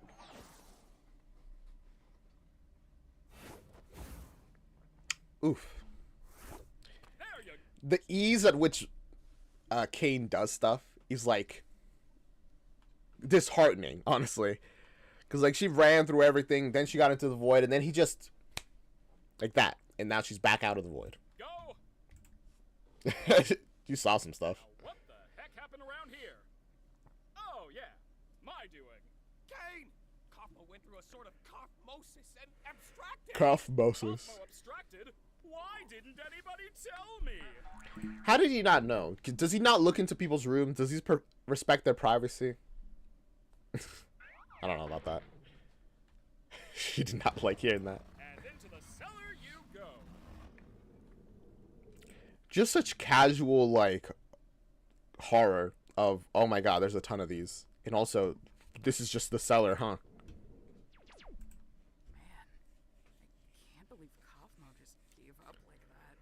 I mean, no offense, Kinger, but I always thought you would be next. Thank you. Guess it just goes to show you can't rely on Kinger for anything. Dang. He's such a hater. Kinger is literally the king. My goodness. Best character. And again, snap of his fingers, and they're fixed. All her pain is gone. And her hand is fixed. Just like that. I do have to apologize for... I guess I'm sorry I'm yawning. It's like it's kind of just kind of tired. Awkward between them, probably because, you know, she just ran off. Didn't even saw the exit signs like, "All right, I did my best. I'm out of here. Not even going to look for Kane anymore." About the exit. I knew how much all of you have been wanting there to be one, but, you know, I was having so much trouble figuring out what to put on the other side and ended up never quite finishing it. And you know how I never like letting people see my unfinished work. Do you think he's being honest? I do. I think he's genuinely being like, I didn't finish it, so I didn't want you guys to see it yet. Even if it's not actually an exit. Because he can't let them leave for some reason. Or maybe he can and just wants. I don't know. Either way, he doesn't know what to put at the end, because there can't be an actual exit for whatever reason. Especially if it leads you out into the void. Anyway, looks like you defeated the Gloit Queen, so I guess the adventure's over. Yay! The reward is a delicious digital feast cooked by our head bubble chef. Made with all the love I'm legally allowed to. Disturbing. What does he mean by that? What extra love would you put in there? You know, I am pretty hungry. You didn't even do anything. So what? I can still be hungry. Well, not really, because we don't need to eat, drink, or sleep. And This like discussion from Kinger right here at the end is why people think that he might have been like a programmer and like one of the first people into the game. Digital world, so the digital food here only gives off the virtual sensation of eating. You eat just for the sake of it. Doesn't fill you up, doesn't bloat you. You just do it. Without any of the nutritional benefits. Lay off it. Since when are you an expert? Pomni is not taking this well.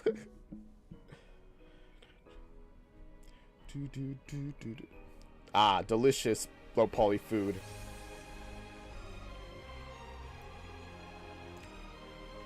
And the best song in this whole thing.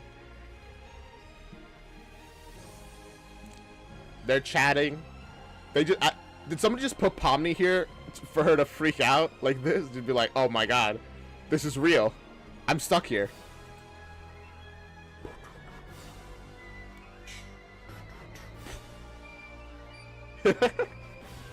Just a small island in the void.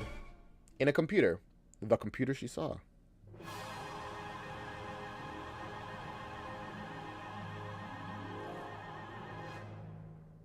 And that's great. I love that. Gooseworks, that's their name. Yeah, I watched Gooseworks stuff,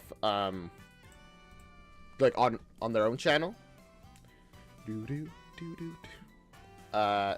Like Little Runmo introduced me to their channel, and then I watched like their other stuff. Grumble Tumbas et Vivat in Eternum. If you know, you know. If you don't, check out their stuff.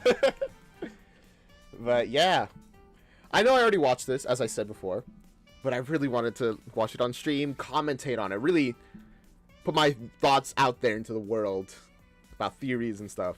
I don't know. I think Kane is not evil. I know that Gooseworks has made comments about, like, various thoughts and stuff, but I feel like a lot of of their comments might not be true. I don't know, because it's just like, who knows what actually is or isn't true about the Digital Circus. Maybe they're throwing out red herrings. Either way, I don't think Kane is evil. I think he's genuinely just doesn't understand humans and their emotions and why the Digital Circus is so awful for them and why the entertainment just isn't enough. But I don't know. That's just my thoughts. I don't know. I do wonder where the story's going to go next. Because is it just going to be about her accepting that she's stuck in the Digital Circus, that this is her life, that there is no exit, and learning... Because what I'm thinking is that we're going to get a couple episodes of her really, really trying, like, escalating efforts to escape. Either almost break or break, potentially, depending on how crazy the show wants to go. And then just has to accept and live with everything that, you know, just being in the Digital Circus. Just like, if she doesn't break, she has to just live with the fact that she's in the Digital Circus. And she will stay there forever. Which is horrible. That's a terrible fate. But, like, what can you do, you know? Or maybe the show will go, like, will do a complete twist, and it turns out, yes, there is actually a way to get out of the Digital Circus. I feel like that kind of undermines the whole... I feel like that makes it less interesting, to be honest with you, if that's the case. But if it is, I don't know, as long as it's interesting, I'll take it. With that, though, thank you for watching. If you liked it, leave a like, comment, subscribe, follow, do all those things, whether you're on YouTube or Twitch. And yeah, thank you for watching. I'll be here tomorrow watching to your user submissions, and that's all. Yeah, that's all. Bye. This is the ending song. This is the ending song. This is the ending song because I don't have a song to play. This is the ending song. Changing up the vibes of the ending song. Ending song. Ending song. Bye.